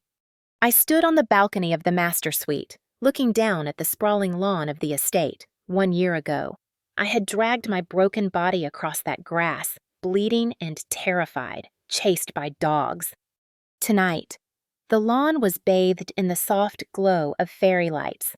A 5-piece jazz band played a slow, sultry rendition of Feeling Good by Nina Simone. 200 of the world's most influential people senators, tech moguls, and philanthropists mingled below, laughing and celebrating the 1-year anniversary of the Vance Foundation. I wasn't the prisoner in the tower anymore. I was the queen of the castle. "You're hiding," a deep voice rumbled from the doorway. I didn't turn around. I knew the cadence of those footsteps better than my own heartbeat. I'm observing. Julian, I corrected him, taking a sip of the wine. There's a difference. Julian stepped out onto the balcony. He looked devastating in a midnight blue tuxedo that matched the sapphire ring on my finger. He didn't use a cane anymore, and neither did I, though we both carried invisible scars that ached when it rained. The governor is asking for you, Julian said, leaning against the stone railing beside me. He wants to discuss the clean energy grant, and I think he wants to apologize for doubting you during the trial. Let him wait, I said coolly. Anticipation builds value. Julian chuckled, reaching out to tuck a strand of hair behind my ear. My hair had grown out, a long, glossy mane of chestnut waves, but I kept the sharp, predatory edge to my style. Vivian Dark had never really left. She had just merged with Elena. You've become ruthless, Mrs. Vance, Julian teased. I learned from the best, I replied, clinking my glass against his. Below us, the party swirled. I saw Arthur, the chairman of the board, toasting to our record-breaking third quarter. Vance Corp stock was trading at $300 a share, triple what it was under Mark's disastrous reign. We had purged the rot, fired the sycophants, and built something real. But success had a flavor, and it wasn't just sweet. It was metallic. It was the taste of the steel you had to put in your spine to keep it. I received a letter today, Julian said quietly, the mood shifting slightly. I froze. I didn't need to ask who it was from. From Florence, I asked. ADX Florence, Julian confirmed. It was addressed to you, but security screened it. Do you want to read it? I looked out at the ocean, dark and rhythmic, crashing against the cliffs where I had staged my death. What does it say? I asked. Begging, Julian said, his voice devoid of pity. He claims he's found God. He claims he's changed. He wants you to advocate for a transfer to a lower security facility. He says the silence is driving him mad. I swirled the champagne in my glass. I imagined Mark in that concrete box. 23 hours a day, no windows, no sound, just him and the memory of the life he threw away. Burn it, I said. Julian paused. You don't want to see it. It might offer closure. I have closure, Julian. I turned to him, my eyes clear. Reading his lies would give him a voice. Silence is what he fears most, so I will give him silence. Julian nodded, pulling a silver lighter from his pocket. He took the envelope plain. White, stamped with the prison insignia, and held the flame to the corner. We watched it burn, the paper curled, turning black, the ash floating away on the sea breeze like dirty snow. He is the past, I said as the last ember died out. This, I gestured to the party, to the house, to us, is the future. Speaking of the future, Julian said, reaching into his jacket pocket. The board voted this morning. And they approved the acquisition. He smiled, a shark-like grin that made my heart race. We just bought the company that manufactured NeuroX. I let out a breath. That was the final piece, the pharmaceutical company that had created the poison Mark used on me. Shut it down, I ordered. Strip it for assets, sell the patents, but burn the NeuroX formula. I never want another woman to feel that weakness again. Already done, Julian assured me. The lab is being converted into a cancer research center, named after your father. I looked at him, overwhelmed. He wasn't just my partner, he was my sword and my shield. You think of everything, I whispered. I have to. Julian stepped closer, wrapping his arm around my waist. I have a very demanding boss. He pulled me in for a kiss. It was slow, deep, and possessed. It wasn't the desperate, frantic love of two people clinging to a life raft. It was the solid, unshakable love of two captains steering a ship. Marry me, I said against his lips. Julian pulled back, his eyes widening slightly. Excuse me? You heard me, I said, smoothing the lapel of his jacket. We've been living in sin for a year. The press loves it, but I'm tired of introducing you as my partner. It sounds like we run a law firm. Is that a proposal? Elena, Julian raised an eyebrow, a playful smirk touching his lips. It's a hostile takeover. I corrected him. I'm acquiring you. Do you accept the terms? Julian laughed, a rich, warm sound that filled the empty spaces in my heart. Terms accepted, he said, on one condition. Name it. We don't get married here, he said, looking around the estate. This house, it's beautiful now. You've exorcised the ghosts, but it's still the past. Let's sell it. I looked at the mansion. He was right. I had reclaimed it to prove a point. I had won, but I didn't need to live in the trophy case. Sell it, I agreed immediately. We'll buy a penthouse in the city, something glass and steel, something that touches the clouds. Done. Julian kissed my forehead. Suddenly, a cheer erupted from below. Fireworks exploded over the ocean, painting the sky in bursts of gold and violet. I walked to the edge of the balcony, looking up at the light. 1 year ago, I was lying in a hospital bed, convinced I was dying. I was weak. I was pathetic. I was a victim. Now, I stood on top of the world. I realized then that the cancer Mark had invented was the best thing that ever happened to me. It had killed Elena the heiress. It had killed the naive girl who thought love was enough. And from the ashes, something stronger had risen. I wasn't just a survivor. I was a predator, and the world was finally safe for me to walk in, because the monsters were afraid of me. I finished my champagne in one swallow. Come on, I said to my fiancé, grabbing his hand. Let's go downstairs. I have a wedding to announce, and a pharmaceutical company to destroy. We walked back into the light, leaving the darkness outside where it belonged. The game was over. Long live the Queen.